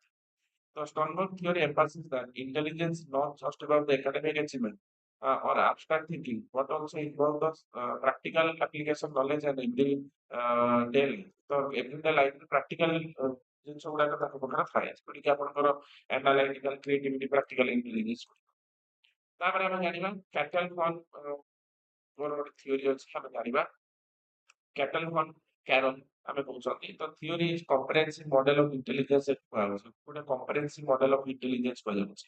and combine of two influential models ଯୋଉଟା କି Raymond Cattell's theory of fluid crystallized intelligence ଗୋଟେ କହୁଛି, ଆଉ ଗୋଟେ ଜନ୍ ଫନ୍ସ ହୁଆରଙ୍କର ଗୋଟେ କଗ୍ନିଟିଭ ଏବିଲିଟି ବୋଲି କୁହାଯାଉଛି, which was later integrated with the Carnot's three stratum theory intelligence। ପଛରେ ଦିଟା ମିଶିକି ଗୋଟେ ଥିଓରି ହେଲା, ତା ନାଁ ହଉଛି କଣ ନା Carnot's three stratum theory of intelligence। କଣ ନା fluid intelligence ବା ଆମେ କହୁଛନ୍ତି କଣ ନା fluid intelligence refers to the ability to solve a novel problem, reasoning abstractly, think logically, independent and acquire knowledge। କିପରି ଆମେ knowledge acquire କରିପାରିବା, abstract thinking କରିପାରିବା, ଏଇ logical thinking କରିପାରିବା, ଏଇଟା ହଉଛି fluid intelligence। It is thought to peak in early adulthood and decline in the rest। ତ early adulthood ରେ ଏଇଟା ବହୁତ peak ରେ ଥାଏ, ଆଉ ଧୀରେ ଧୀରେ ସେଟା କଣ slow ହବାକୁ ଲାଗେ। ତାପରେ ହେଲା crystallize intelligence କଣ, crystallize intelligence refers to the knowledge uh, and skill individual acquire through the education and experience। ତାମାନେ education ଶିକ୍ଷା ଦ୍ୱାରା ଯୋଉ knowledge ବା intelligence ଟା ପାଇଥାଏ ତାକୁ crystallize intelligence। It is associated with the accumulated knowledge, vocabulary expert, ଆମେ କହୁଛନ୍ତି vocabulary କି expert ଅଛି, tend to improve the remaining stability with age ଅନୁସାରେ ସେଟା ଥାଏ। ତାପରେ broad cognitive ability କଣ ନା this model include the number of broad abilities। general intelligence କହୁଛନ୍ତି memory, କାହାର କେତେ memory power ଅଛି, ପ୍ରୋସେସିଂ ସ୍ପିଡ୍ କେତେ ଶୀଘ୍ର କିଏ ରିମାଇଣ୍ଡ କରିପାରୁଛି, ରିଜନିଂ ଏବିଲିଟି କେତେ ଶୀଘ୍ର ସେ ପ୍ରୋବ୍ଲେମ ସଲ୍ଭ କରିପାରୁଛି, ଏଟା ହଉଛି ବ୍ରଡ୍ କଗ୍ନିଟିଭ୍ ଏବିଲିଟି। ତାପରେ ନ୍ୟାରୋ କଗ୍ନିଟିଭ୍ ଏବିଲିଟି କଣ? The model of also recognize the specific cognitive ability such as visual processing, କେତେ ଶୀଘ୍ର ଆମେ କୌଣସି ଭିଜୁଆଲ ମନେ ରଖିପାରୁଛନ୍ତି, ଅଡିଟୋରୀ ପ୍ରୋସେସିଂ ଟା ଆଉ ମ୍ୟାଥମେଟିକାଲ ରିଜନିଂ ଟା ଏଗୁଡାକ ଆମେ କହୁଛନ୍ତି କଣ ନା narrow cognitive. So, this theory offer the hierarchical model of intelligence with general intelligence at the top and followed by the cognitive ability, and then more specific cognitive skill को हमें बुझाउँछ। So it provide framework that used to explain the intelligence and wide range of domain from academic depth achievement and problem solving and decision making କ୍ଷେତ୍ରରେ ଆମେ ଏଇଟା ବୁଝୁଛୁ इसको ଆପଣଙ୍କର କଣ ହେଇଥାଏ ଏଇ intelligence ଟା କାମ ହେଇଥାଏ। ଗୋଲମ୍ୟାନ୍ସ ଇମୋଶନାଲ ଇଣ୍ଟେଲିଜେନ୍ସ ଥିଓରି। ତ ଗୋଲ୍ଡମ୍ୟାନ ଇମୋଶନାଲ ଇଣ୍ଟେଲିଜେନ୍ସ ଥିଓରି ଆମେ ଯୋଉ କହୁଛନ୍ତି ସେଠି କଣ କହୁଛନ୍ତି ନା Daniel Goldman introduced the concept of emotional intelligence by EQ in 1990 and which refers to the ability of recognize, understanding, manage ଆମେ ଯୋଉ କହୁଛନ୍ତି ମ୍ୟାନେଜମେଣ୍ଟ କରିବା, influence emotional oneself and other. କିପରି ଆମେ ଏଠି କଣ କରୁଛନ୍ତି କୌଣସି ଏବିଲିଟି ଆମ ପାଖରେ ଯୋଉ ରହୁଛି ନା କଣ ନା ରେକଗ୍ନାଇଜ କରିବାର, ଅଣ୍ଡରଷ୍ଟାଣ୍ଡିଂ କରିବାର, ମ୍ୟାନେଜ କରିବାର ଏଇ ସବୁ ଗୁଡାକ ଜଣଙ୍କ ଭିତରେ ଯୋଉ ରହୁଛି ସେଇଠି ଗୋଲ୍ଡମ୍ୟାନ ଏଇ ବିଷୟରେ କହିଛନ୍ତି। କଣ ନା emotional intelligence is a critical component success in life especially in the area of leadership, interpersonal relationship, conflict resolution. The Goldman identifies the five key elements of emotional intelligence. ର ପାଞ୍ଚଟା କଣ କରିଛନ୍ତି ନା ଇଣ୍ଟେଲିଜେନ୍ସ ଦେଇଛନ୍ତି ଗୋଲମ୍ୟାନ। କଣ ନା ଏଠି ସେ କଣ କହିଛନ୍ତି ନା ଆମେ କିପରି ଇଣ୍ଟରପର୍ସନାଲ ରିଲେସନସିପ ରଖୁଛନ୍ତି, କିପରି ଆମ ପଡୋଶୀ ସହିତ ହଉ ନିଜ ଫ୍ୟାମିଲି ମେମ୍ବର ସହିତ ରିଲେସନ ରଖୁଛନ୍ତି, କିପରି ଆମେ ଦ୍ୱନ୍ଦ୍ୱକୁ ସମାଧାନ କରୁଛନ୍ତି, କନଫ୍ଲିକ୍ଟ ରିଜଲ୍ୟୁସନ କରୁଛନ୍ତି। ତ ଏଇ ପ୍ରକାର ଯୋଉ ଇଣ୍ଟେଲିଜେନ୍ସ କୁ ଆମେ କାହା ଦ୍ଵାରା ଏଇଟା ଡିସ୍କଭର କରାହେଇଥିଲା ବା ରେକଗ୍ନାଇଜ କରାହେଇଥିଲା ଯୋଉଟା ହଉଛି ଗୋଲ୍ଡମ୍ୟାନ, ଡେନିଏଲ ଗୋଲ୍ଡମ୍ୟାନ, ଯୋଉଟା କି 1990 ରେ। ତ ପ୍ରଥମେ ସେ କଣ କରିଛନ୍ତି ପାଞ୍ଚଟା ଏଇ ପ୍ରକାର ଇଣ୍ଟେଲିଜେନ୍ସ ଅଛି ବୋଲି କହିଛନ୍ତି। ଗୋଟେ ହଉଛି ସେଲ୍ଫ ଆୱାରନେସ, ଆମେ କିପରି ନିଜକୁ ଆୱାର କରି ରଖିବା, କୋଉଟା ଭୁଲ କୋଉଟା ଠିକ ଆମେ ନିଜକୁ କିପରି ସଜାଗ କରି ରଖିବା, ଏଟା ଗୋଟେ ହଉଛି ଇଣ୍ଟେଲିଜେନ୍ସ। ସେଲ୍ଫ ରେଗୁଲେସନ, ଆମେ ନିଜକୁ କିପରି କଣ୍ଟ୍ରୋଲ କରିବା ଠିକ ରାସ୍ତାରେ, ଏଟା ବି ଗୋଟେ ଇଣ୍ଟେଲିଜେନ୍ସ। ମୋଟିଭେସନ, ନିଜକୁ କିପରି ପ୍ରପର ମୋଟିଭେଟ କରିବା। ଆଉ ହଉଛି ଇମ୍ପାଥି, ଏପାତି ଯେମିତି ଆମେ ଅନ୍ୟ ଜଣଙ୍କ ପ୍ରତି ଆମେ ସହାନୁଭୂତି ଦେଖେଇବା, ଅନ୍ୟ ଜଣଙ୍କୁ ରେସ୍ପନ୍ସ କରିପାରିବା, ଏଇ ପ୍ରକାର ହଉଛି ଗୋଟେ ଇଣ୍ଟେଲିଜେନ୍ସ। ସୋସିଆଲ ସ୍କିଲ୍, ଆମକୁ ସମାଜରେ ରହିବାକୁ ହେଲେ ବିଭିନ୍ନ ପ୍ରକାର ସ୍କିଲ୍ ଅଛି, କିପରି କଥା କହିବା, କିପରି ରିଲେସନସିପ ମେଣ୍ଟେନ କରିବା। ତ ଏଇ ପ୍ରକାର ହଉଛି ସବୁ ପ୍ରକାର ସ୍କିଲ୍। ତ ଇଏ କିଏ ଦେଇଛନ୍ତି ନା ଗୋଲ୍ଡମ୍ୟାନ, ଏଟା ମନେ ରଖନ୍ତୁ ହେଲା। ତ ଏ ହଉଛି ଆପଣଙ୍କର ଡିଫରେଣ୍ଟ ଟାଇପର ଇଣ୍ଟେଲିଜେନ୍ସ ଥିଓରି। ଏଠି କନକ୍ଲୁଜନ ରହିଛି, ଆପଣ ନିଜେ ଡିରାଇଭ୍ କରିପାରିବେ। ନେକ୍ସଟ କ୍ୱେଶ୍ଚନ କୁ ଆସିବା। what is the intelligent quotient by IQ? ଆମେ କାହାକୁ IQ ବୋଲି କହୁଛନ୍ତି ବା intelligent quotient ବୋଲି କହୁଛନ୍ତି। ତ intelligent quotient IQ is a measure used to assess the individual intellectual abilities in the relation to others। ତା ମାନେ ଆମେ କହୁଛନ୍ତି intellectual ability ଜଣଙ୍କର କଣ ଅଛି ସେଇଟାକୁ ତ ମାପିବାକୁ ଯାଆନ୍ତି, ସେଟାକୁ IQ ବୋଲି କୁହନ୍ତି। ତ ସେଇ କାହାକୁ ମାପିବା ନା IQ କି so it is designed to quantify the cognitive ability such as reasoning, problem solving, memory, comprehension, and logical ability. ଆମେ କହୁଛନ୍ତି ଏଇଟା IQ। This concept of IQ originated in the early 20th century and has since become one of the most widely used tools in psychological testing, particularly in educational and clinical setting ଅଣ୍ଡରରେ ଆମେ ଏଇଟା କହୁଛନ୍ତି। This score derived from the IQ test provide the estimate of individuals mental ability compared to the general population। ତାମାନେ mental ability ଯୋଉଟା କି ଆମେ ଗୋଟେ general population ଅଣ୍ଡରରେ ଆମେ କହୁଛନ୍ତି କାହାର କେତେ IQ ability। The idea behind the IQ testing is that can offer a reliable and standardized method of evaluating the intellectual potential, যেটা আমি কହୁଛନ୍ତି intellectual potential କୁ ମାପିବାକୁ ପାଉଛି IQ। The IQ test is aim but IQ test aim to measure a range of cognitive skill। ତାମାନେ ଆମେ cognitive skill ଟା କାହାର କେତେ ଆମେ ସେଟାକୁ ମାପିବା। ତ including verbal comprehension, mathematical reasoning, logical thinking, abstract problem solving, ଏ ସବୁ କାମ କହୁଛନ୍ତି IQ measurement।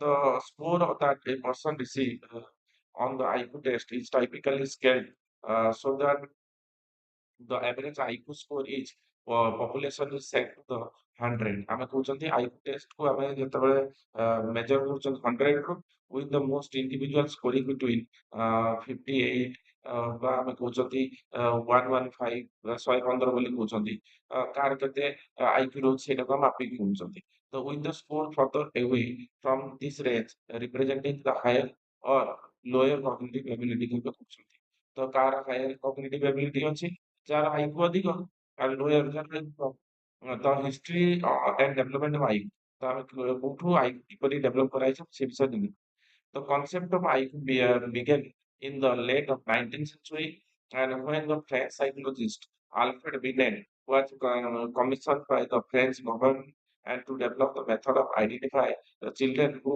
required the special education support ତା ମାନେ ଗଭର୍ଣ୍ଣମେଣ୍ଟ ଦ୍ୱାରା ପରିଚାଳିତ ହେଇ ତ କଣ କରିଥିଲେ ନା ଗୋଟେ ଏଜୁକେସନାଲ ସପୋର୍ଟ ଦେବା ପାଇଁ ତ ଯୋଉମାନେ ଫିଜିକାଲି ହ୍ୟାଣ୍ଡିକ୍ୟାପ ପିଲା ବା ଆମର ଯୋଉମାନେ ସ୍ପେଶାଲ ଏଜୁକେସନ ସପୋର୍ଟ ଦେବା ପାଇଁ ତ ସେ କଣ କରିଥିଲେ ନା ଆଇକ୍ୟୁ ମେଜରମେଣ୍ଟ କୁ ଇନଭେଣ୍ଟ କରିଥିଲେ ତ in 1905 ବିନେଟ along with his collaborator Claude Simon and developed the first practical IQ test ତ ପ୍ରଥମେ ପ୍ରାକ୍ଟିକାଲ ଆଇକ୍ୟୁ ଟେଷ୍ଟ କରିଥିଲେ this Binet and Simon scale ବୋଲି କୁହାଯାଏ ସେଇଟା ଫାଷ୍ଟ ବିନେଟ ଆଉ ସାଇମନ ସ୍କେଲ ବୋଲି କୁହାଯାଏ the test aim to identify the children who are intellectually below average for their age group and in order to provide them with the appropriate educational resources ତାମାନେ ଯୋଉମାନେ କଣ ହଉଛନ୍ତି ନା ବିଲୋ ଏଭରେଜ ରେ ଅଛନ୍ତି ଆଉ ତାଙ୍କର ଆଇକ୍ୟୁ ଲେଭେଲ କେତେ ଏଜୁକେସନାଲ ରିସୋର୍ସେସ ପାଇଁ ସେଟାକୁ ସେ ମେଜର କରିଥିଲେ the Binet approach to intelligence was focused on measuring the mental age.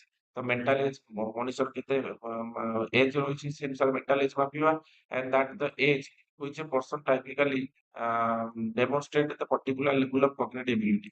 ତ ଜଣଙ୍କର cognitive ability ଟା କେତେ ସେଟାକୁ mental age କହୁଛନ୍ତି related to the chronological age CA.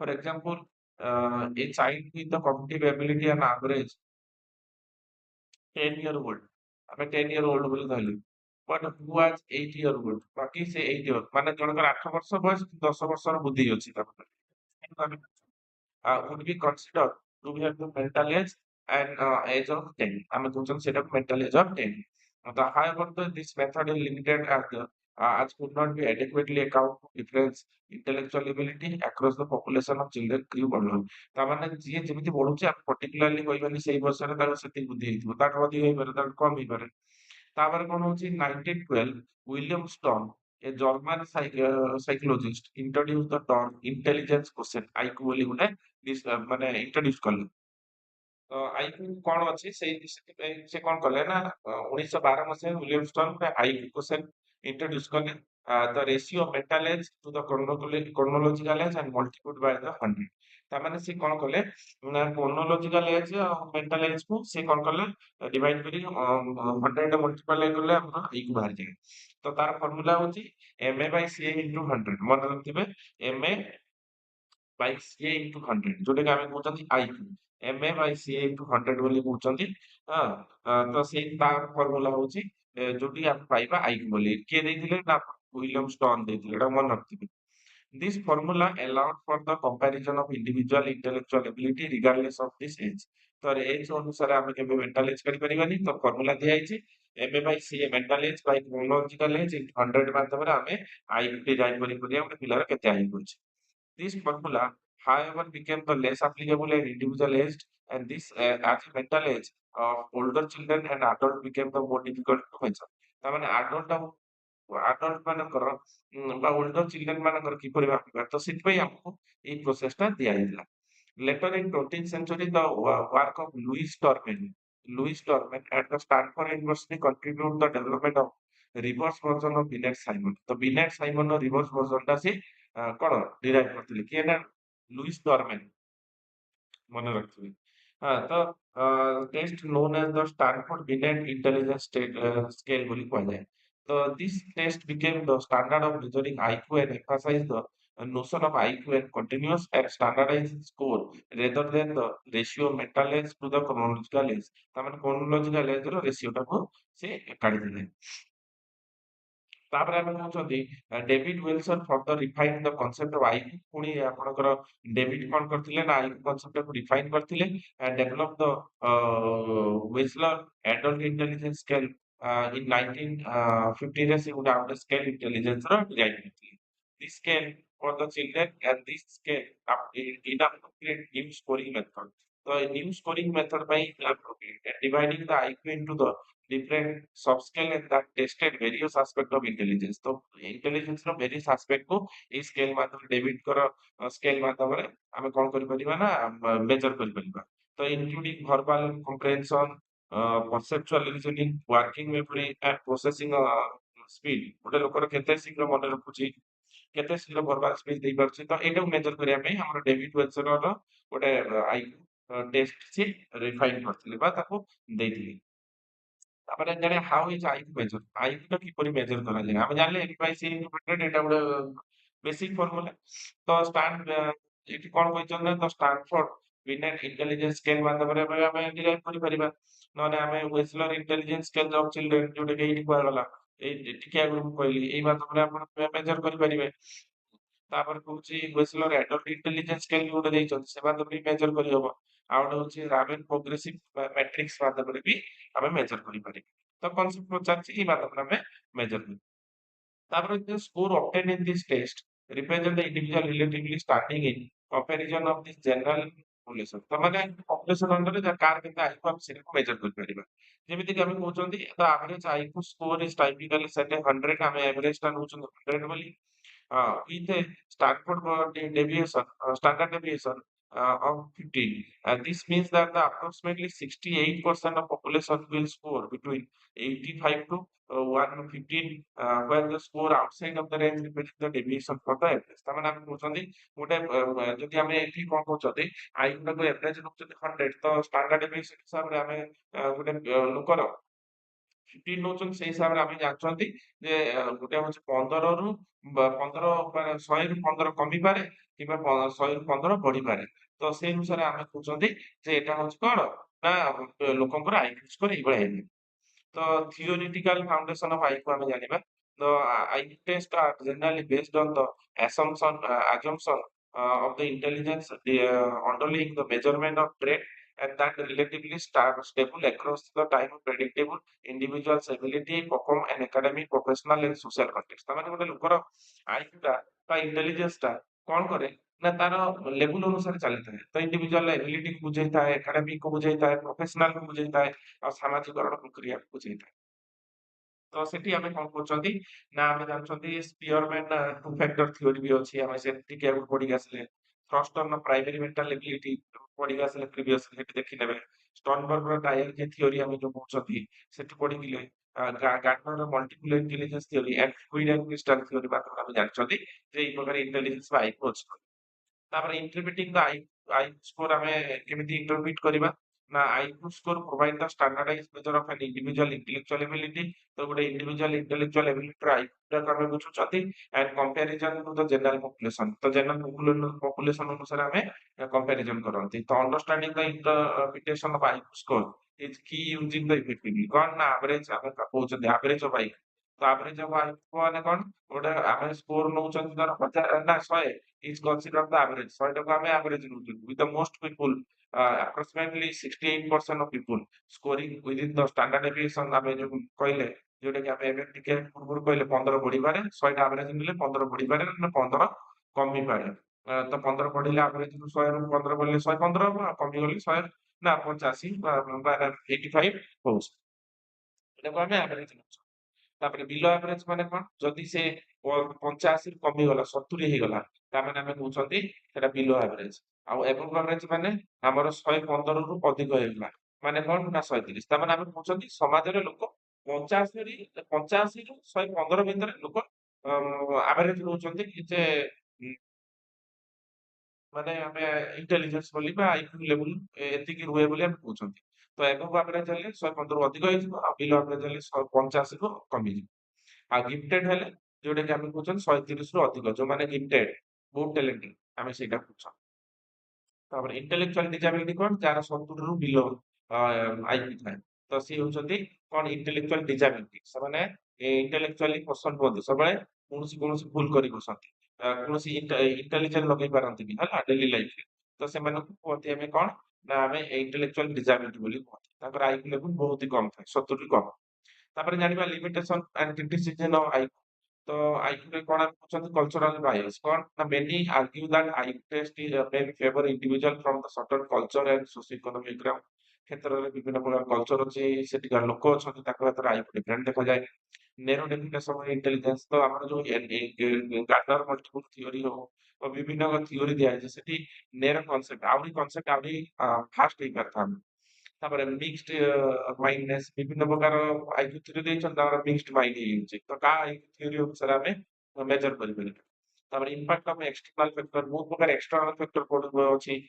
ଯଦି ନ୍ୟୁଟ୍ରିସନ ଠିକ ନ ରହିଲା ଆଇକ୍ୟୁ ଲେଭେଲ କମିଯିବ, ମେଣ୍ଟାଲ ହେଲ୍ଥ ଠିକ ନ ରହିଲା ଆଇକ୍ୟୁ ଲେଭେଲ କମିଯିବ। ତ ଏଗୁଡାକ ବିଷୟରେ କେହି କହିନାହାନ୍ତି। ତ ଏଇଟା ହଉଛି ଲିମିଟେସନ। ତ ଏଠି ଅଛି ଆପଣଙ୍କର କନକ୍ଲୁଜନ, ଆପଣ ନିଜେ ଡିରାଇଭ କରିପାରିବେ। ନେକ୍ସଟ ନମ୍ବର क्वेश्चन କୁ ଆସିବା। 5 ନମ୍ବର क्वेश्चन କଣ କହୁଛି explain about the aptitude। aptitude ଆମେ କାହା କହିବା? aptitude refers to an individual natural ability potential to develop the skill in a specific area performance task effectively। ତାମାନେ ଗୋଟେ ଇଣ୍ଡିଭିଜୁଆଲ ଗୋଟେ ନେଚୁରାଲ ଏବିଲିଟି କୁ ବୁଝଉଛି, ତାର ଗୋଟେ ଟାସ୍କ କୁ ଫୁଲଫିଲ କରିବା ପରେ ଯୋଉ ସ୍କିଲ୍ ଦରକାର ସେଟାକୁ ବୁଝଉଛି। କିପରି ସେ ସେଇ ଟାସ୍କ ଟାକୁ ଫିଲ୍ ଅପ୍ କରୁଛି with their the effective skill. ତ ସେଇଟାକୁ ଆମେ ଆପ୍ଟିଟ୍ୟୁଡ କହୁଛନ୍ତି। ତ it is often associate with the capacity to learn and apply the knowledge in certain domains such as mathematics କ୍ଷେତ୍ରରେ ଗୋଟେ ପିଲା କେମିତି ପଢୁଛି, ତାର କେମିତି ଏବିଲିଟି ଟା ଦେଖଉଛି, ଲାଙ୍ଗୁଏଜ କ୍ଷେତ୍ରରେ, ଟେକ୍ନିକାଲ ଫିଲ୍ଡ କ୍ଷେତ୍ରରେ, ଆର୍ଟିଷ୍ଟିକ ଏଣ୍ଡେଭର୍ସ କ୍ଷେତ୍ରରେ, ମେକାନିକାଲ ଅପରେସନ କ୍ଷେତ୍ରରେ କିପରି ତାର ଏବିଲିଟି ଦେଖଉଛି, ସେଇଟାକୁ ଆମେ ଆପ୍ଟିଟ୍ୟୁଡ ବୋଲି କହିଥାନ୍ତି। ତ aptitude is not necessary about what a person already know, but rather their inherent ability to learn about the succeed particular activities or careers। ତାମାନେ ଗୋଟେ ପିଲାର ଇନହେରେଣ୍ଟ ତା ପର୍ସନାଲିଟି କଣ ଆସିଛି ସେଟାକୁ ବୁଝଉନି, ଯେ ତାର ଯୋଉଟା କି ଅଲରେଡି କଣ ଜାଣିଛି ସେଟାକୁ ବୁଝେଇବନି, ଯୋଉଟା କି ତାର ଗୋଟେ ସେଇ ସମୟରେ ଆସିଥିବା ଜ୍ଞାନ ବା ସେଇ ସମୟରେ ଜାଣିଥିବା ସ୍କିଲ୍ କୁ ପୁଟ୍ କରିକି ସେ କିଛି ନୂଆ ଜିନିଷକୁ ଆଚିଭ୍ କରିପାରୁଛି, ସେଟାକୁ ଆମେ ଆପ୍ଟିଟ୍ୟୁଡ କୁହନ୍ତି। ତ aptitude is generally considered to a measure of inherent talents and potential. ଗୋଟେ ମଣିଷର ଟ୍ୟାଲେଣ୍ଟ କୁ ବୁଝଉଛି rather than the acquired knowledge or skill. ଯୋଉ ସ୍କିଲ୍ କୁ ଏକ୍ୱାର୍ଡ କରିଛି ତାଠାରୁ ଆହୁରି କିଛି ଅଧିକ ସେ କରିପାରୁଛି, ଯୋଉଟା କି ଇନହେରେଣ୍ଟ ଟ୍ୟାଲେଣ୍ଟ ବୋଲି ଆମେ କୁହନ୍ତି। For instance, an individual with a higher aptitude for the mathematics may be able to grasp the complex mathematical concept quickly with the minimal instruction। ତାମାନେ ଗୋଟେ ପିଲା ପାଖରେ mathematics ability ଅଛି, ବାକି କମ୍ପ୍ଲେକ୍ସ ମ୍ୟାଥମେଟିକ୍ସ ବା ଜଟିଳ ମ୍ୟାଥମେଟିକ୍ସକୁ ସେ ସଙ୍ଗେ ସଙ୍ଗେ ତାର ଅଳ୍ପ ସମୟ ଆଉ ଅଳ୍ପ ଇନଷ୍ଟ୍ରକ୍ସନରେ ସେ ସଙ୍ଗେ ସଙ୍ଗେ ତାକୁ କୁଇକଲି କ୍ୟାଚ୍ କରିନେଉଛି। ତ ସେଟାକୁ କହୁଛି ଆପ୍ଟିଟ୍ୟୁଡ। ତ similarly someone with a musical aptitude might have natural sense of rhythm and pitch and making the easier them to learn the play instrument or understand the musical composition। ତାମାନେ ଗୋଟେ music ଯିଏ ଜାଣିଛି, ମିନିମାଲ knowledge ଅଛି ତା ପାଖରେ, ସେ ଯାହା ବି ହେଲେ ଗୋଟେ ଇନଷ୍ଟ୍ରୁମେଣ୍ଟ ବଜେଇବା ହଉ ବା ମ୍ୟୁଜିକ କ୍ଷେତ୍ରରେ ହଉ, ସେ ତାର ଜିନିଷଟାକୁ ଧରି ନଉଛି ଶୀଘ୍ର। ତାମାନେ କଣ ନା ତା ପାଖରେ ସେ ଆପ୍ଟିଟ୍ୟୁଡ ଅଛି ହେଲା। ତ ଆପ୍ଟିଟ୍ୟୁଡ ଗୋଟେ ନଲେଜ ଯୋଉଟା କି କଣ ନା କିଛି ନୂଆ ଜିନିଷକୁ ସେ ପୁରୁଣା ନଲେଜ ଦ୍ଵାରା ଶୀଘ୍ର ଶୀଘ୍ର ଜାଣିଯିବ।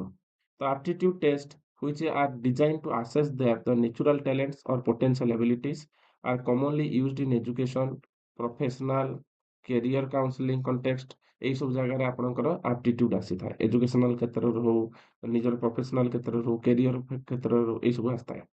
ତ this test can help the determine whether a person is well situated to a particular career। ତା particular career ସେ କଣ କରୁଛି, field of study or activity and can provide the valuable insight into the how they may perform in a specific situation। ତା specific situation ରେ କିପରି ନିଜକୁ perform କରିପାରୁଛି। ତ ବିଭିନ୍ନ ପ୍ରକାର ଆପ୍ଟିଟ୍ୟୁଡ ଅଛି, ଯେମିତି ଟାଇପ ଅଫ ଆପ୍ଟିଟ୍ୟୁଡ ଭିତରେ ଯାଉଛି କଣ ନା ଭର୍ବାଲ ଆପ୍ଟିଟ୍ୟୁଡ। ଭର୍ବାଲ ଆପ୍ଟିଟ୍ୟୁଡ କଣ ନା ଭୋକାବୁଲାରୀ ସ୍କିଲ୍ କୁ ଆମେ ବୁଝଉଛନ୍ତି, କେତେ ସୁନ୍ଦର ସେ କ୍ଲିୟରଲି ଏକ୍ସପ୍ରେସ କରିପାରୁଛି, କ୍ଲିୟରଲି କୌଣସି ପ୍ରୋନାଉନ୍ସିଏସନ କରିପାରୁଛି। ଇଣ୍ଡିଭିଜୁଆଲ ୱିଥ ଷ୍ଟ୍ରଙ୍ଗ ଭର୍ବାଲ ଆପ୍ଟିଟ୍ୟୁଡ, ବଢିଆ ଲେଖିପାରୁଛି, ତାର ବଢିଆ କଥା କହିପାରୁଛି। ଜର୍ଣ୍ଣାଲିଜିମ କ୍ଷେତ୍ରରେ ଏଟା ଦେଖାଯାଏ, ଓକିଲ ପାଖରେ ଦେଖାଯାଏ, ପବ୍ଲିକ ଲୋକଙ୍କ ଆଗରେ ଯୋଉମାନେ ସବୁ ସ୍ପିଚ ଦିଅନ୍ତି ତାଙ୍କ ପାଖରେ ଦେଖାଯାଏ। ଏଣ୍ଡ କମନଲି ଟାସ୍କ ଏଠି କଣ ନା ୱାର୍ଡ ପାୱାର ଭଲ ଭାବରେ ଥିବା ଦରକାର, ଆଉ ସେଣ୍ଟେନ୍ସ ଗୁଡାକ ଲଜିକାଲି କହିବା ଦରକାର। ତାପରେ ନ୍ୟୁମେରିକାଲ ଆପ୍ଟିଟ୍ୟୁଡ ଯାହାର ମ୍ୟାଥମେଟିକାଲି ବା ନମ୍ବର ସିଷ୍ଟମ ଉପରେ ଯାହାର ଜ୍ଞାନ ଅଧିକ ମ୍ୟାଥମେଟିକାଲି ସେଟାକୁ ଆମେ କହୁଛନ୍ତି କଣ ନ୍ୟୁମେରିକାଲ ଆପ୍ଟିଟ୍ୟୁଡ। তারপর numerical aptitude ability to work number one understand the mathematical concept operation ତ mathematical concept operation କୁ ଭଲ ଭାବରେ ବୁଝିପାରୁଥିବ ଯେମିତିକି arithmetic ହଉ algebra ହଉ mathematics ର other part ହଉ ଏଗୁଡା ତ ଏଠି individual numerically aptitudeରେ successfully ସେ accounts କାମ କରିଦବ engineering data analyze and science କ୍ଷେତ୍ରରେ ସେ ସେଇ knowledge ଟା put କରିପାରିବ। ତାପରେ tasks for testing numerical aptitude often involve the solving math problem recognize the pattern in numerical data and perform the complex calculation ତାମାନେ complex calculation ବି ସେ ଆରାମସେ କରିପାରୁଛି। ତାପରେ ଆମେ ଜାଣିବା କଣ ନା ମ୍ୟାଥମେଟିକାଲ ଆପ୍ଟିଟ୍ୟୁଡ ଜାଣିଗଲେ ତାପରେ ଆମେ ଜାଣିବା ନା ଏଟା ଗଲା କଣ ଆପଣଙ୍କର ନ୍ୟୁମେରିକାଲ ଆପ୍ଟିଟ୍ୟୁଡ ତାପରେ ମେକାନିକାଲ ଆପ୍ଟିଟ୍ୟୁଡ ବିଷୟରେ ଜାଣିବା। Mechanical aptitude refers to the ability to understand work with mechanical system ଯେମିତି ମେକାନିକ କ୍ଷେତ୍ରରେ ଯେମିତି ଟୁଲସ ହଉ ଇକ୍ୱିପମେଣ୍ଟ ହଉ ଏଇ ବିଷୟରେ ତାର ଜ୍ଞାନ ଥିବା ଦରକାର। ଯେମିତି କୌଣସି ଅଟୋମୋବାଇଲ ରିପାରିଂ ହଉ କାର ହଉ ବାଇକ ହଉ ରିପାରିଂ କ୍ଷେତ୍ରରେ ହଁ ତ କୌଣସି ମେସିନାରୀ ରିପାରିଂ କ୍ଷେତ୍ରରେ ଯୋଉ ଏବିଲିଟିଟା ଥାଏ ବା ଯୋଉ ଆପ୍ଟିଟ୍ୟୁଡଟା ଥାଏ ସେଟାକୁ ଆମେ କହୁଛନ୍ତି ମେକାନିକାଲ ଆପ୍ଟିଟ୍ୟୁଡ। ତ ଲୋକମାନଙ୍କର ଯୋଉ କ୍ୟାରିୟର ଇଞ୍ଜିନିୟରିଂ ଥିବ ଅଟୋମୋବାଇଲ ରିପେୟାର ହଉ କନଷ୍ଟ୍ରକ୍ସନ ହଉ ମ୍ୟାନୁଫ୍ୟାକ୍ଚରିଂ ଅଫ ଗୁଡସ୍ ହଉ ତ ସେଟା ସବୁ ଯାଉଛି କୋଉଥିରେ mechanical ଆପ୍ଟିଟ୍ୟୁଡରେ। The test measuring mechanical aptitude often include the tasks related to spatial recognition and understanding how the mechanical component interact and visualize the object and objects move and change into the mechanical system। ତାମାନେ ଜଣଙ୍କ ପାଖରେ କଣ mechanical ଜ୍ଞାନ ଅଛି ଯେପରିକି ଇଞ୍ଜିନଟା କିପରି set ହବ ବାଇକରେ ତା ପାଖରେ ଗୋଟେ ସ୍ପାଟିଆଲ ନଲେଜ ଥିବା ଦରକାର ପିକ୍ଚରାଇଜ ନଲେଜ ଥିବା ଦରକାର ତ ଏଇଟା ମେକାନିକାଲ ଆପ୍ଟିଟ୍ୟୁଡରେ ଯାଉଛି। ତାପରେ Clerical aptitude कौन ना clerical aptitude involve the ability to perform the administrative tasks quickly and effectively such as the data entry क्षेत्ररे हो कौन से form filling क्षेत्ररे हो organizing क्षेत्ररे हो managing the information क्षेत्ररे हो ଏଟା clerical aptitude କୁହନ୍ତି ଯାହା ପାଖରେ clerical ଜ୍ଞାନ ଥାଏ ଖାତା ପତ୍ର କେମିତି ମେଣ୍ଟେନ ହବ ଗୋଟେ administrative departmentରେ ଯେମିତି କଲେଜରେ କିପରି ଗୋଟେ ଖାତା ମେଣ୍ଟେନ ହବ ଆମର attendance ଖାତା ମେଣ୍ଟେନ ହବ mark sheet ମେଣ୍ଟେନ ହବ ଏଇ ସବୁ clerical ଜ୍ଞାନ ଥାଏ ये क्लर्क କରିଥାଏ ତା ପାଖରେ ଯୋଉ ଆପ୍ଟିଟ୍ୟୁଡଟା ଥାଏ ତାକୁ କ୍ଲରିକାଲ ଆପ୍ଟିଟ୍ୟୁଡ କୁହନ୍ତି। ତ people with the strong clerical aptitude tends to perform the well office setting ତ ଅଫିସଟାକୁ ଭଲ ଭାବରେ ସେଟିଂ କରିଥିବେ ଆଡମିନିଷ୍ଟ୍ରେଟିଭ ରୋଲଟା ଭଲ ଭାବରେ କରିଥିବେ ଏବଂ job in requiring attention details organisation କିପରି କଣ କାମଟା ଚାଲିଛି ସେ ବିଷୟରେ ସେ ଜାଣିଥିବେ। ତ clerical aptitude may be assess skill as a typing speed ଭଲ କମ୍ପ୍ୟୁଟରରେ ଟାଇପିଂ ସ୍ପିଡ୍ ଥିବା ଦରକାର ଏକୁରେସି ପରଫର୍ମାନ୍ସଟା ଠିକ ଟାଇପିଂ କରୁଥିବା ଦରକାର ମେମୋରିଟା ତାଙ୍କ ପାଖରେ ଡିଟେଲ୍ସ ସବୁ ମେମୋରି ଥିବା ଦରକାର ସେ ଜାଣିଥିବା ଦରକାର ଯେ ଏ ଡାଟାଟା କୋଉଠି ଥିବ ସେ ଡାଟାଟା କୋଉଠି ଥିବ ବା ତାଙ୍କ ପାଖରେ ଜ୍ଞାନଟା ଥିବା ଦରକାର ଯୋଉ ଜିନିଷଟା ସେ ମେଣ୍ଟେନ କରୁଛନ୍ତି ତାଙ୍କ ବାବଦରେ ଷ୍ଟ୍ରଙ୍ଗ ମେମୋରି ଥିବା ଦରକାର ଦ ଏବିଲିଟି ଟୁ ଫଲୋ ଦ ଇନଷ୍ଟ୍ରକ୍ସନ ସବୁବେଳେ ସେ ଇନଷ୍ଟ୍ରକ୍ସନକୁ ଫଲୋ କରିବେ। ତାପରେ ଆସିଲା ସ୍ପାଟିଆଲ ଆପ୍ଟିଟ୍ୟୁଡ କଣ ନା ଗୋଟେ ଅବଜେକ୍ଟକୁ ଦେଖିକି ମନେ ରଖିବା ଗୋଟେ ପ୍ଲେସକୁ ଦେଖିକି ମନେ ରଖିବା ସ୍ପାଟିଆଲ ଆପ୍ଟିଟ୍ୟୁଡ କୁହାଯାଏ। ତ spatial aptitude is ability to visualise or manipulate the object in three-dimensional space. This includes the skill rotating object mentally and understanding the map and navigating through the space.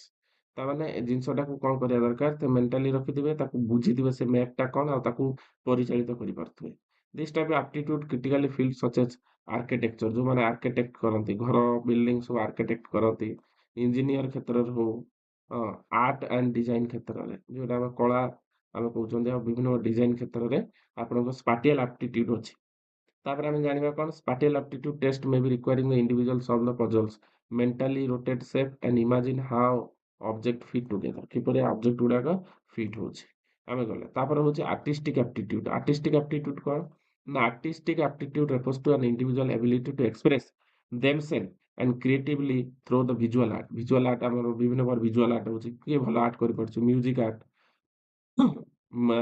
performance art ଏଗୁଡା ସବୁ ଯାଉଛି କୋଉଥିରେ artistic aptitude it include the ability to understand and produce work art whether the drawing ଆମେ painting କଥା କହୁଛନ୍ତି sculpture କଥା କହୁଛନ୍ତି music composition କଥା କହୁଛନ୍ତି ଅଦର ଆର୍ଟିଷ୍ଟିକ ମିଡିୟମ କଥା କହୁଛନ୍ତି ଯୋଉଠି ଆର୍ଟିଷ୍ଟିକ ଆର୍ଟ ବିଭିନ୍ନ ପ୍ରକାର ଆର୍ଟ କରିପାରେ ତ people with artistic aptitude pursue career in fine art ବିଭିନ୍ନ ପ୍ରକାର ଫାଇନ୍ ଆର୍ଟ ଅଛି ଯେମିତିକି ମୋନାଲିସା ପେଣ୍ଟିଂଟା ଲିଓନେଲ ଡେଭିନ୍ସ ଆଙ୍କିଛନ୍ତି ତ ଏଟାକୁ ଆମେ କହୁଛନ୍ତି ଫାଇନ୍ ଆର୍ଟ ଗ୍ରାଫିକ ଡିଜାଇନ ବିଭିନ୍ନ ପ୍ରକାର ଗ୍ରାଫ ଡିଜାଇନ ଯେମିତି ବ୍ୟାନର ବନେଇବା ହଉ ବିଭିନ୍ନ ପ୍ରକାର ଗ୍ରାଫିକ୍ସ କାମ ହଉ ମ୍ୟୁଜିକ କ୍ଷେତ୍ରରେ ହଉ थिएटर क्षेत्र हो अदर क्रिएटिव फील्ड अच्छे तो ये सब आम कहते कौन ना artistic aptitude. artistic aptitude can be measured through the task of evaluating creativity ଯୋଉମାନେ creativity କରିପାରନ୍ତି artistic judgment କରିପାରନ୍ତି and skill in various media ବିଭିନ୍ନ ପ୍ରକାର ତାଙ୍କର ସ୍କିଲ୍ ଅଛି ସେଇଟା ବୁଝଉଛି ତ physical aptitude ବିଷୟରେ ଏବେ ଜାଣିବା physical aptitude କଣ ନା physical aptitude refers to the natural ability to perform the tasks require the physical strength ଯାହା ପାଖରେ physical strength ଥିବ ଯେମିତିକି ଆପଣଙ୍କର ବିଭିନ୍ନ ପ୍ରକାର ଡ୍ୟାନ୍ସ ହଉ ରେସଲିଂ ହଉ ଆଥଲେଟିକ୍ ହଉ ଏଇସବୁ ଯାଉଛି ତ ଏଥିରେ ଆପଣଙ୍କର ପର୍ସନାଲ ଟ୍ରେନିଂର ଆବଶ୍ୟକତା ଅଛି ଯେମିତିକି ଆମେ କ୍ୟାରିୟର ଆଥଲେଟିକ୍ ହଉ ଫିଜିଓଥେରାପି ହଉ ଏସବୁ କ୍ଷେତ୍ରରେ ଦରକାର ତ test of the physical aptitude of include assessment of strength କାହାର କେତେ ଷ୍ଟାମିନା ବା ଷ୍ଟ୍ରେଂଥ ଅଛି endurance and ability and coordination କାହାର କେତେ ଅଛି ସେ ଫିଜିକାଲି ଆମେ ଜାଣିବା ହେଲା ତ ଏଇଟା ଫିଜିକାଲ ଆପ୍ଟିଟ୍ୟୁଡ୍ ବୋଲି ଆମେ କହୁଛନ୍ତି ତାପରେ ନେକ୍ସଟ ଜାଣିବା କଣ ନା theories of aptitude କଣ theory ନା aptitude is often discussed in the relation of intelligence and central concept of several psychological theory and the theory of aptitude focus on how individual natural ability ଗୋଟେ individual ପାଖରେ କଣ natural ability ଅଛି are developed and measure and influenced by the environmental factor ଦ୍ୱାରା କଣ develop ହଉଛି କଣ measure କରି ହଉଛି ଯୋଉଟା କି ଆମେ କହୁଛନ୍ତି ଗୋଟେ human ବା individual ର ability ବା aptitude କୁ some of the prominent theories aptitude include ତ କେତେ ପ୍ରକାର theory ଅଛି ଆମେ ଜାଣିବା ଯେମିତିକି ସ୍ପିୟରମ୍ୟାନ ର ଜେନେରାଲ ଇଣ୍ଟେଲିଜେନ୍ସ ଥିଓରି ଅଛି ଆମେ ଟିକେ ପୂର୍ବରୁ ନେକ୍ସଟ କ୍ୱେଶ୍ଚନରେ ପଢୁଥିଲେ ଯେ ସ୍ପିୟରମ୍ୟାନ ର ଜେନେରାଲ ଏବିଲିଟି ଗୋଟେ ଲୋକର ଜେନେରାଲ ଏବିଲିଟି କଣ ଯୋଉଟା କି ସିଏ ତାର ଯୋଉଟା କି ଜେନେରାଲ ଇଣ୍ଟେଲିଜେନ୍ସ ବୋଲି ଆମେ କହୁଛନ୍ତି ତ ସେଇଟା କହୁଛନ୍ତି କଣ ନା individual who perform well in own cognitive area ନିଜ ଏରିଆରେ ପରଫର୍ମ ୱେଲ୍ ଇନ୍ ଅଦର ତାମାନେ ସିଏ ନିଜ ଏରିଆରେ କଣ ପରଫର୍ମ କରିପାରିବ ଯେମିତି ମ୍ୟାଥମେଟିସିଆନ ତା ମ୍ୟାଥମେଟିକ୍ସ ପାଖରେ ସେ ଯୋଉ ପରଫର୍ମ କରିପାରିବ ମ୍ୟୁଜିକ କ୍ଷେତ୍ରରେ ଲାଙ୍ଗୁଏଜ କ୍ଷେତ୍ରରେ ଏଇଟା ଆମେ କହୁଛେ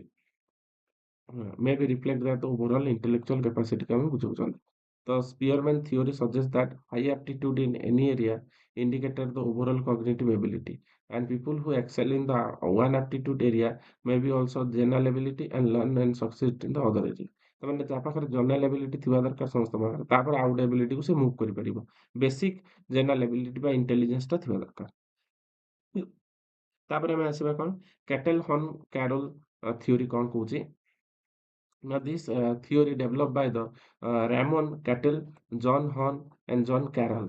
এই তিনজଣଙ୍କ ଦ୍ୱାରା ଏଇଟା ଡେଭଲପ୍ କରାଯାଇଥିଲା build the upon Spearman's idea of general intelligence ଉପରେ ଏଇଟାକୁ ସେ ପୁଟ୍ କରିଥିଲେ କଣ କହିଥିଲେ ନା suggest that intelligence made of the multiple ability ତ ୟାଙ୍କ କହିବା ଅନୁସାରେ କଣ ନା ମଲ୍ଟିପୁଲ ଏବିଲିଟି ଉପରେ ଇଣ୍ଟେଲିଜେନ୍ସଟା ବେସ୍ କରୁଛି in the both fluid intelligence ଆଉ ଗୋଟେ ହଉଛି କ୍ରିଷ୍ଟାଲାଇଜ୍ ଇଣ୍ଟେଲିଜେନ୍ସ ଆମେ ପଢିଥିଲେ ପ୍ରିଭିୟସ୍ କ୍ୱେଶ୍ଚନ ପଢିଥିଲେ ଆମେ ଫ୍ଲୁଇଡ୍ ଇଣ୍ଟେଲିଜେନ୍ସ କାହାକୁ କହୁଛନ୍ତି ଆଉ ଲିକ୍ୱିଡ୍ ଇଣ୍ଟେଲିଜେନ୍ସ କାହାକୁ କହୁଛନ୍ତି ନା fluid intelligence refers to the ability to think abstractly ଯେ ଆବଷ୍ଟ୍ରାକ୍ଟଲି କିଛି ଜିନିଷ ଥିଙ୍କ କରୁ ତାକୁ ଆମେ ଫ୍ଲୁଇଡ୍ ଇଣ୍ଟେଲିଜେନ୍ସ କହୁଛନ୍ତି କିଛି ନୂଆ କରିକି ଦେଖେଇବାର କିଛି ଗୋଟେ ନୂଆ ଜିନିଷ ଦେଖେଇବାର while crystallised intelligence involve the accumulation knowledge and skill ଯାହା ସେ ଶିଖିଛି ସେଇଟାକୁ ସେ ପୁଟ୍ କରିପାରିବ ସେଇଟାକୁ ଆମେ କହୁଛନ୍ତି କ୍ରିଷ୍ଟାଲାଇଜ୍ ଇଣ୍ଟେଲିଜେନ୍ସ ତ ଏଇଟା ହେଉଛି ଫ୍ଲୁଇଡ୍ ଆଉ କ୍ରିଷ୍ଟାଲାଇଜ୍ ଇଣ୍ଟେଲିଜେନ୍ସ ଭିତରେ ଫରକ According to this theory, aptitude involves the combination of various cognitive ability and individual specific aptitude. Area like mathematics or language influenced by both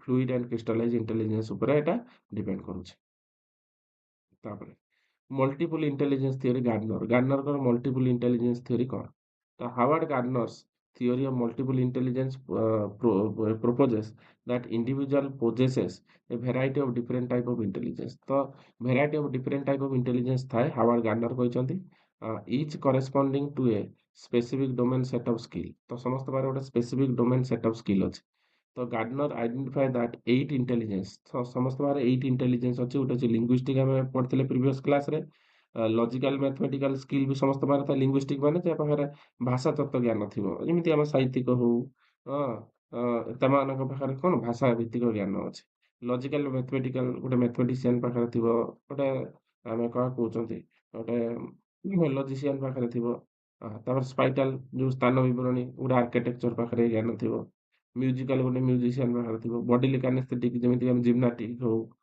ସେମାନେ ବଡି ୱାର୍କ କରିଥାନ୍ତି ଯୋଉ ବଡି ବିଲ୍ଡିଂ କରିଥାନ୍ତି ତ ତାଙ୍କ ପାଖରେ ଏଇଟା ଥାଏ ତାପରେ ଇଣ୍ଟରପର୍ସନାଲ ସ୍କିଲ୍ ଆମେ ଟିଚର ଲେକ୍ଚରର ଏମାନଙ୍କ ପାଖରେ ଇଣ୍ଟରପର୍ସନାଲ ସ୍କିଲ୍ ଯେ ଫିଲୋସଫର ଏମାନଙ୍କ ପାଖରେ ଅଛି ତାପରେ ନେଚୁରାଲିଷ୍ଟିକ ଯାହା ପାଖରେ ଯେମିତି ବାୟୋଲୋଜିଷ୍ଟ ଫାର୍ମିଷ୍ଟ ନେଚର ଉପରେ କାମ ଏକୁ ଆମେ କହୁଛନ୍ତି ଏ 8 ପ୍ରକାର ସ୍କିଲ୍ ଥାଏ ହାୱାର୍ଡ ଗାର୍ନର କହିଛନ୍ତି 8 ପ୍ରକାର ଆପ୍ଟିଟ୍ୟୁଡ ଥିବ। ତ according to this theory, aptitude is area like music, language and physical movement reflect the individual unique combination this intelligence। ତ ଏହା ଦ୍ୱାରା ଗୋଟେ ୟୁନିକ୍ କମ୍ବିନେସନ ବନୁଛି। This view of sheet focus on the measuring single generalized intelligence to the recognize the diverse specified aptitude that people ତ people ପାଖରେ ଏଇ ସବୁ ପ୍ରକାର ଡାଇଭର୍ସ ଆପ୍ଟିଟ୍ୟୁଡ ଥାଏ ଏଇ 8 ପ୍ରକାର ଇଣ୍ଟେଲିଜେନ୍ସ ଗୁଡ଼ା ଥାଏ ବା ଆପ୍ଟିଟ୍ୟୁଡ ଥାଏ ତାକୁ ହାୱାର୍ଡ ଗାର୍ନର କହିଛନ୍ତି। ତାପରେ role of aptitude in education career. ତ ଏଜୁକେସନ କ୍ୟାରିୟରରେ ଆପ୍ଟିଟ୍ୟୁଡର କ'ଣ ରୋଲ୍? ତ ଏଜୁକେସନାଲ ଫିଲ୍ଡରେ ପ୍ରଥମ ହେଉଛି କ'ଣ ନା ଏଜୁକେସନାଲ ଗାଇଡାନ୍ସ। ତ କ୍ୟାରିୟର ଗାଇଡାନ୍ସ ପାଇଁ ଆପ୍ଟିଟ୍ୟୁଡ ନିହାତି ଦରକାର।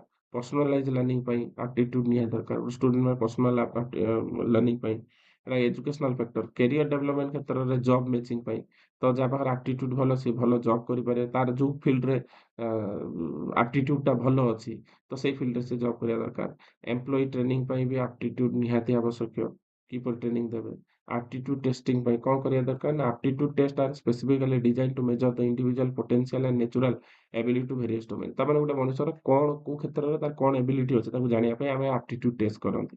This test are often use to educational ସେଟିଂରେ ଥାଏ ଯେମିତିକି ଏମ୍ପ୍ଲୟମେଣ୍ଟ କଣ୍ଟେକ୍ସଟରେ ଗୋଟେ ଟେଷ୍ଟ ଥିବ କ୍ୟାରିୟର କାଉନସିଲିଂ ବେଳେ ଗୋଟେ କ୍ୱେଶ୍ଚନ୍ ପଚାରି ପାରିବେ। ତ ଗୋଟେ ଯେମିତି ଆମର କମ୍ପିଟେଟିଭ ଏକ୍ଜାମ ଦେଇ ପଢୁଛନ୍ତି ଏଇଟା ଗୋଟେ ଆପ୍ଟିଟ୍ୟୁଡ ଟେଷ୍ଟ। ତ ତାର କ'ଣ ଏବିଲିଟି ଅଛି ଚେକ୍ କରିକି ପଢୁଛନ୍ତି।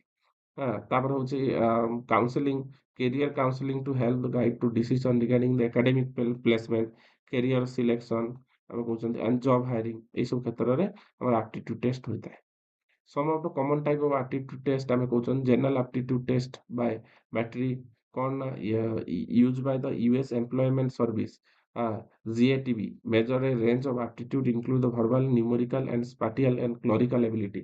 ଏଇ 4ଟା ପ୍ରକାର ଏବିଲିଟି 5ଟା ପ୍ରକାର ଏବିଲିଟି ଯାହା ପାଖରେ ଥିବ ସେ ଆମେରିକାରେ ଏମ୍ପ୍ଲୟମେଣ୍ଟ ଭଲ ଏମ୍ପ୍ଲୟିଟେ ହେଇପାରିବ। ତ এই ପ୍ରକାର ଚେକ୍ କରାଯାଏ। It help to matching the individual with appropriate job role based on their the natural strength and skill। ତ କାହା ପାଖରେ କେତେ ଜବ୍ ରୋଲ୍ ଅଛି କ'ଣ ନ୍ୟାଚୁରାଲ ସ୍କିଲ୍ ଅଛି ସେଇ ବିଷୟରେ ସେ ମାନେ ସେଇ ହିସାବରେ ତାକୁ ଜବ୍ ମିଳିବ। ତାପରେ ହେଉଛି କ'ଣ ଡିଫରେଣ୍ଟ ଆପ୍ଟିଟ୍ୟୁଡ ଟେଷ୍ଟ DAT ଆହୁରି ବହୁତ ପ୍ରକାର ଅଛି ଯେମିତିକି ଆମେ କହୁଛୁ ରିଜନିଂ କ୍ଷେତ୍ରରେ verbal reasoning numerical ability math abstract reasoning mechanical reasoning spatial relations ଏଗୁଡ଼ା ଯାହା ପାଖରେ ଜ୍ଞାନ ଥିବ ଡିଫରେନ୍ସ ଆପ୍ଟିଟ୍ୟୁଡ ଡିଫରେଣ୍ଟ ପ୍ରକାର ଆପ୍ଟିଟ୍ୟୁଡ ଏଟାକୁ ବୁଝଉଛି। It often used by the school career counseling এটা স্কুল ক্যারিয়র কাউন্সিলিং ବେଳେ এটা କାମ ଦେଇଥାଏ ଏଟା ମନେ ରଖିଥିବେ ସ୍କୁଲ କ୍ୟାରିୟର କାଉନସିଲିଂ ବେଳେ କାମ ଦେଇଥାଏ ଗୋଟେ କ୍ଲାସରୁ ଆଉ ଗୋଟେ କ୍ଲାସକୁ ପ୍ରମୋଟ ହେଲା ବେଳେ ଏଇ ଟେଷ୍ଟଟା ଦେଇକି ପଶିଥାନ୍ତି। ତାପରେ ଆସିଲା କଗ୍ନିଟିଭ ଏବିଲିଟି ଟେଷ୍ଟ ହଁ କଗେଟ୍ ଆମେ କଗେଟ୍ କାହାକୁ କହୁଛନ୍ତି ନା cognitive ability test assess the student responsibility ability to verbal quantitative and non-verbal area and provide the insight to in their cognitive strength and area of development। ତ ଏଇ ଜାଗାରେ କ'ଣ ଥାଏ ନା cognitive ability testକୁ ଆମେ ବୁଝେଇଥାନ୍ତି ତ ଏଇ ଜାଗାରେ କେମିତି ଡେଭଲପ ହେଉଛି। ତ ଏଇଠି commonly used in educational setting ଏଟା educational setting commonly use ହେଇଥାଏ and for identify the gifted student ଏଟା gifted student ପାଇଁ ଥାଏ or determine the educational intervention। ତ educational interventionକୁ determine କରିବା ପାଇଁ ଏଟା ଥାଏ କିପରି ପିଲାଟା ପାଠ ପଢ଼ିବ କିପରି ତାର ଡେଭଲପମେଣ୍ଟ ହେବ। ତାପରେ ଆସିଲା ମେକାନିକାଲ ଆପ୍ଟିଟ୍ୟୁଡ ଟେଷ୍ଟ ଯେମିତି କହିଲି କୌଣସି ଟୁଲ ବାବଦରେ ଜ୍ଞାନ ଥିବା ଦରକାର ଟୁଲ୍ସ ବାବଦରେ ଯେମିତି ଆମର ଯନ୍ତ୍ରପାତି ବାବଦରେ ତ କିପରି ବାଇକଟେ ସଜାଡ଼ିବେ କାରଟେ ସଜାଡ଼ିବେ ତ ଏ ସବୁ ଇଞ୍ଜିନିୟର ପାଖରେ ଥାଏ କନଷ୍ଟ୍ରକ୍ସନ ୱାର୍କର ପାଖରେ ଥାଏ ଆଉ ମ୍ୟାନୁଫ୍ୟାକ୍ଚରିଂ ୱାର୍କର ପାଖରେ ଏଗୁଡ଼ା ଥାଏ ଏଟାକୁ ମେକାନିକାଲ ଆପ୍ଟିଟ୍ୟୁଡ ବୋଲି ଆମେ କହୁଛନ୍ତି। ତ ଏଇ କ୍ୱେଶ୍ଚନ ଏଠି କନକ୍ଲୁଜନ ରହିଛି ଆପଣ ଭିଡ଼ିଓ ପଜ କରିକି ଏଟା ପଢ଼ିପାରିବେ ନହେଲେ ନିଜେ ଡିରାଇଭ୍ କରିପାରିବେ। ତାପରେ ଆମେ ନେକ୍ସଟ କ୍ୱେଶ୍ଚନକୁ ଯିବା ନେକ୍ସଟ କ୍ୱେଶ୍ଚନ କ'ଣ ଅଛି ନା what is creativity and explain about the creativity process. ତ ଆମେ କ୍ରିଏଟିଭିଟି କାହାକୁ କହିବା ଆଉ କ୍ରିଏଟିଭିଟି ପ୍ରୋସେସ୍ କ'ଣ ଆମେ ସେଇ ବିଷୟରେ ଡିସ୍କସ୍ କରିବା।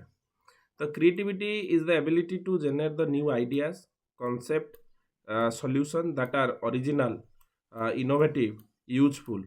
ତ ଆମେ ଏହାକୁ କ୍ରିଏଟିଭିଟି ବୋଲି କହୁଛନ୍ତି। କ'ଣ ନା ଗୋଟେ ପିଲାଙ୍କ ଭିତରେ କିଛି ନ୍ୟୁ ଆଇଡ଼ିଆ କିପରି ଡେଭଲପ୍ କରିପାରିବେ କନସେପ୍ଟ କ'ଣ ସଲ୍ୟୁସନ୍ କ'ଣ ଇନୋଭେସନ୍ସ କ'ଣ ସେ ଆଇଡ଼ିଆ ଗୁଡ଼ା କିପରି ୟୁଜଫୁଲ୍ ହେଇପାରିବ ତ ସେଇ ବିଷୟରେ ସେଇଟା କୁହାଯାଉଛି କ୍ରିଏଟିଭିଟି। ତ ପିଲାଙ୍କ ମଧ୍ୟରେ କ୍ରିଏଟିଭିଟି ଡେଭଲପ୍ କରିବା ଗୋଟେ ଟିଚରର କାର୍ଯ୍ୟ।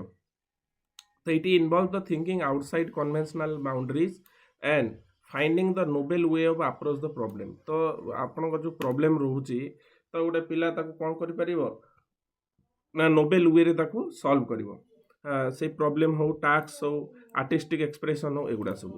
ତ while creativity is often associate with the art and science. ତ क्रिएटिविटी सब क्या सहित डील करता है आर्ट एंड साइंस सहित तो it is a vital skill every aspect of human life तो मनुष्यर प्रत्येक आस्पेक्ट अनुसार यहाँ हूँ गोटे vital skill including business technology education हाँ पर्सनाल ग्रोथ एक सब बुझाऊँ कौन ना या द्वारा कौन हम ना क्रिएटिविटी द्वारा युवा डेभलप हो तो creativity is not merely about the artistic ability it can also manifest the problem solving जोटा कि प्रॉब्लम सॉल्विंग को बुझाऊँ the ability to synthesize new ideas from the existing information and the capacity to adopt the changing environment किपरि environment रे निजको परिवर्तन करि परिबो सेटा बुझौछि तो people often think of creativity as a gift तो creativity गोटे जो गोटे पिला पाखरे जो क्रिएटिविटी थाए गोटे मनुष्य पाखरे सेटा गोटे गिफ्ट भाबरे भगवान को देन बोली हम भाबंती तो अरे trait of possessed by the select of few but many psychologists educators argue that creativity can be cultivated and nurtured through the practice learning and conductive environment ता माने environment हो practice हो learning हो ता द्वारा आमे creativity भी develop करि परिबा बहुत psychologist भी से कथा कहउछंती तो it is a essence creativity is ability to think differently see things from new perspective and produce something the new that hold value ता माने किछि नुआ करी देखबार वैल्यू को बुझाउछि क्रिएटिविटी तो whether it is written novel design and ground breaking conduct solving a complex mathematical problem or composing a piece of music creativity is what drives progress and innovative across the various domain तो विभिन्न प्रकार वे रे आमे कोन करि परिबा creativity develop करि परिबा the creativity process कोन ना the creativity processes refers to the series of steps that individual group follows the bringing creativity idea and fruition मैं आमे कहउछंदी क्रिएटिविटी होछि गोटे सेट ऑफ इंडिविजुअल आइडिया जाको आमे कहउछंदी creativity while creativity is not always linear journey many psychologist artist and educator have broken down process into the key stage and that be illuminate how creativity develops over time ता माने creativity थिबो तम पाखरे एटा down भी हेई परिबो पुनी ups भी हेई परिबो एटा हमें linear कहबानी हाँ लिनियर माने गोटे रेखा रे चलथिबो क्रिएटिविटी आपनकर जेमि थिबो आ क्रिएटिविटी जति को तातो अधिक डेवलप हेई पारे बा डाउन भी हेई पारे these stages can vary slightly depending on the model theory being used and but they generally include the following core steps and preparation जोटा कि हमर क्रिएटिविटी रो कोर स्टेप अछि फास्ट होछि प्रिपरेशन क्रिएटिविटी पई प्रिपरेशन दरकार इनक्यूबेशन दरकार illumination दरकार एंड वेरिफिकेशन दरकार तो ए होछि स्टेजेस ऑफ क्रिएटिविटी तो फास्ट हम जानिबा कोन preparation the preparation stage is foundation of the creativity process ता माने फाउंडेशन होछि क्रिएटिविटी प्रोसेस रो होछि preparation it involve the gathering of information learning about the problem and laying the groundwork of generating the creativity idea ता माने preparation आगुरु कोनोस जिंस काम करिया पर आगुरु निजु प्रिपेयर करिया पड़े ता माने आपण फास्ट कोन करचंदी ना प्रिपरेशन स्टेज रे आपण आगे प्रॉब्लम टा देखुचंदी ता बाबद रे प्लानिंग करचंदी जे कि पता सॉल्व करिवे this is the phase where the individual and team focus on acquiring the necessary knowledge skill understanding and issues at hand ता माने आपण ताकू किपरि सॉल्व करिवे ता बाबद रे आपण डिस्कस करचंदी बा बाबद रे आपण नॉलेज कोन ना आपण ताकू संग्रह करचंदी कि पर ताकू सॉल्व करिवे तो तार कोन अछि ना फास्ट होछि रिसर्च एंड एक्सप्लोरेशन प्रिपरेशन पय आगे से प्रॉब्लम को रिसर्च करिवे ताकू साइंटिफिक फील्ड रे जाई कि ताकू तर्जमा करिवे तापर होछि प्रॉब्लम डिफाइनिंग कोन प्रॉब्लम रहउछि आपण जो क्रिएटिविटी आइडिया पुट करि कि ताकू सॉल्व करे चेष्टा करिवे से तार प्रॉब्लम नाही तो सेटा को चेक करिवे तापर स्किल एक्विजिशन आपण जदी सेटा फिट हे गला ता माने आपण सेटा होछि कोन ना आपण जानले जे एटा गोटे स्किल एक्विजिशन प्रोसेस या द्वारा हमें अलगा कोन प्रॉब्लम भी सॉल्व करि परिबा तापर आसला नेक्स्ट स्टेप इंक्यूबेशन कोन once preparation stage is completed जदी प्रिपरेशन स्टेज कंप्लीट हे गला तो next step is creating process is incubation कोन ना while which involve the letting information or problem sit for a while this stage is characterized by stepping away from the action problem solving process and allowing the subconscious mind and continue to working on the problem of background ता माने आपण जो problem टा को solve करिया पे process टा तयारी करले बा प्रिपेयर करले ताकू आपण इंक्यूबेशन ने ताकू कार्य रे लगेबे तो एठी कोन होची अनकॉन्शियस प्रोसेस एठी गुटे अनकॉन्शियस प्रोसेस रहउची कोन ना इंक्यूबेशन ने during the incubation the individual may not be actively thinking about the problem तो एठी एक्टिवली थिंक करबनी कोन but the brain continues to process the information unconsciously. तो brain एटी कौन करिवो unconsciously brain कौन करिवो एटा को process करेवो. This is when the mind may make unexpected connection between seemingly unrelated ideas and connect. ता माने एठी mind रे विभिन्न प्रकार आइडियास आसुथबो से आइडियाज गुडा कोन होबो ना कनेक्ट करा जिवो. तापरे रेस्ट ऑफ रिफ्लेक्शन कोन ना incubation often involve taking break from the actively working on the task, and this when the individual may go for the work and engage in the different activity and simply relax, and this downtime allow the brain to rest and come up the fresh ideas, and often during this period individual experience the a moment of when solution problem seems to be appear to now here. Tamar relax mode रे आपण brain टा कोनोसी new idea पे भाबुची तो हेई पारु नै जाम अछि आपण relax नै जिवे. रिलैक्स बा रिफ्लेक्शन को आते ताकू से समय रे कुछ नुवा आइडिया आसीबो तापर आपण कोन करि परिबे से प्रॉब्लम को सॉल्व करिया पे क्रिएटिविटी आइडिया आपण आनि परिबे. तापर लेटर आइडिया ये परकोलेट कोन ना the incubation phase can also involve the thinking about the problem in less structure manner. Problem टा केते लेस हेई परिबो बा प्रॉब्लम टू केते लेसली हम ताकू हैंडल करि परिबा and allowing the idea to come up and go with the forcing solution. ता माने आइडिया को आनिया पे आपण ब्रेन को फोर्स करिवे.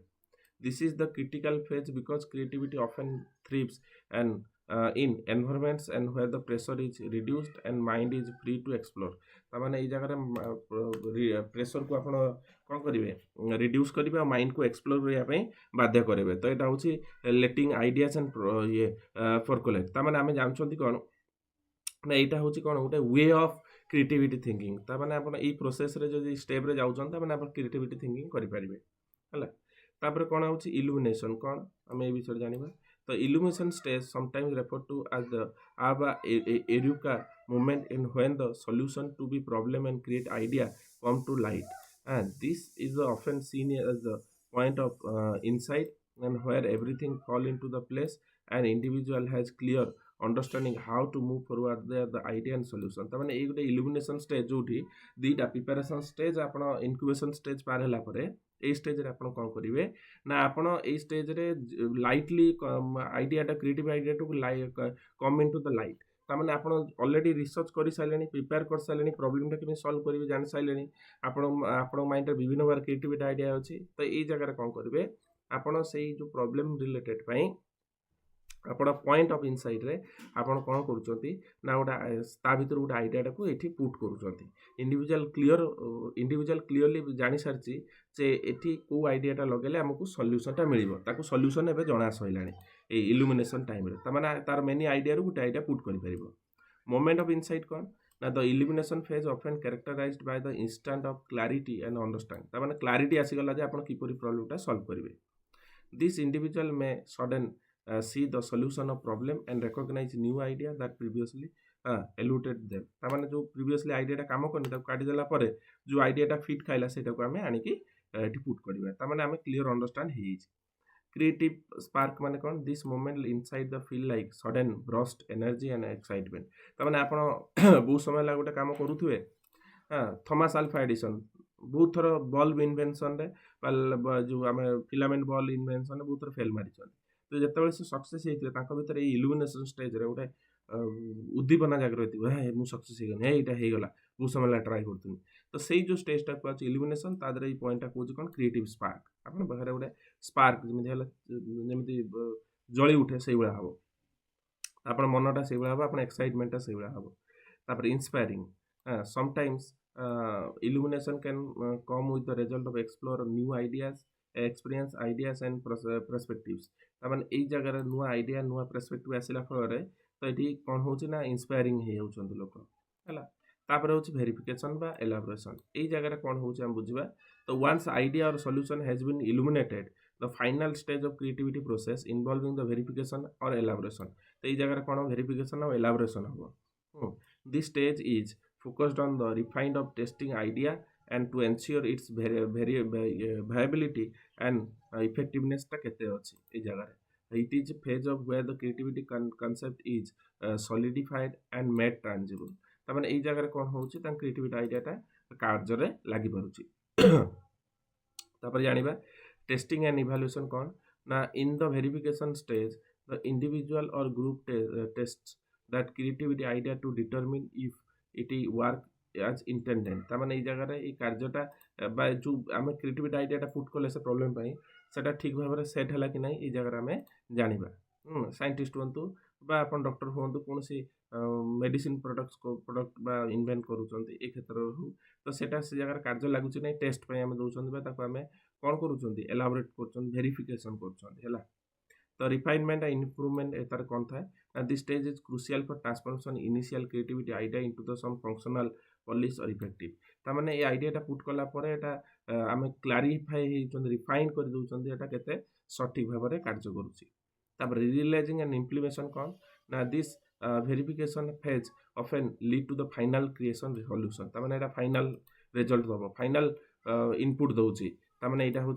रियलाइजेशन एंड इम्प्लीमेशन स्टेज यहाँ फाइनलटा है तो यहाँ बुझीगले factor influence in the creativity influence the creativity तो कौ फैक्टर गुड़ा इनफ्लुएंस गोटे हूँ इंस्टिंग मोटिवेशन आपड़ निज भितर गोटे मोटिवेशन आसा दरकार कार्य क्रिएटिविटी जो न आसो आप भी क्रिएटिविटी क्रिएटिव हो पारे ना तापर आसला कौन ओपननेस एक्सपीरियंस तार आपण माइंडटा ओपननेस थी दरकार कौन से एक्सपीरियंस तापर डाइवर्स एक्सपीरियंस एंड नॉलेज आपण किसी नुआ कर देखार आप चिंताधारा थी दरकार वाइड रेंज थी दरकार एनवायरमेंटल फैक्टर रोचे आपको एनवायरमेंटल केते रिस्क रे आपण काम करूछन बा क्रिएटिविटी आइडिया आसुछ आ कॉग्निटिव फ्लेक्सिबिलिटी आपण मेंटल प्रोसेसटा बहुत फ्लेक्सिबल होवा दरकार कारण एटा होचे नुआ जिंस एटा आपण के सिकेबे नुआ गोटे जिंस इन्वेंट करूछन या होचे क्रिएटिविटी प्रोसेस तो पिला मधुर हमको एई भला प्रोसेस रे पिला मानको डेवलप करिवार अछि तो पिला माने जदी क्रिएटिविटी हेबे माने आगामी भविष्य भी बहुत ही उज्जवल हबो तापर हम नेक्स्ट क्वेश्चन को आसीबा नेक्स्ट क्वेश्चन कोन कहूची write the concept of personality and which are the factor for development of personality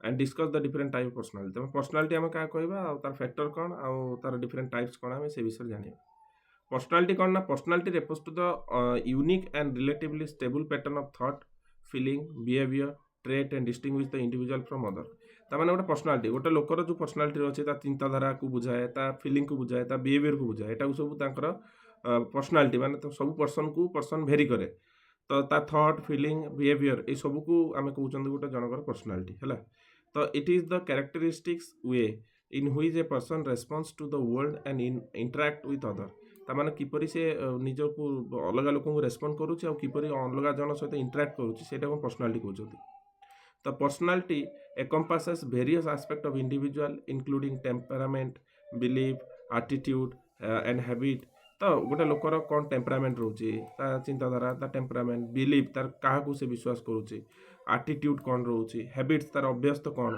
तो ये सब को गोटे बुझाऊँ आम कौन ना personality which combine to form the overall psychological makeup of a person तो गोटे साइकोलॉजिकल मेकअप को बुझाऊँ तो psychologist have long been interested in understanding the personality because it plays a crucial role in determining how individual think feel act and different situation तार गोटे situation सी किपरि गोटे लोक भावुची feel करुच्ची हाँ तो यहाँ को आम कहते पर्सनालिटी तो personality is not static but develop the evolve over time due to the various influence both external internal तार समय अनुसार पर्सनालिटी चेंज भी होता है तापर आम जानिया कौन ना personality includes both observable trait such as how outgoing agreeable और conscientious someone is internal state or such how person think process information copies and says ता माने गोटे पर्सन को आम देखिक आम जापर जे पर्सनालिटी कौन आम जापर ये observable it also reflect the person capacity of self regulation निजू केते से सेल्फ रेगुलेट करुच्ची इमोशनल एक्सप्रेशन केते इमोशन को एक्सप्रेस कर पारुच्ची और सोशल इंटरेक्शन सामाजिक स्तर में केमिति इंटरेक्ट होउची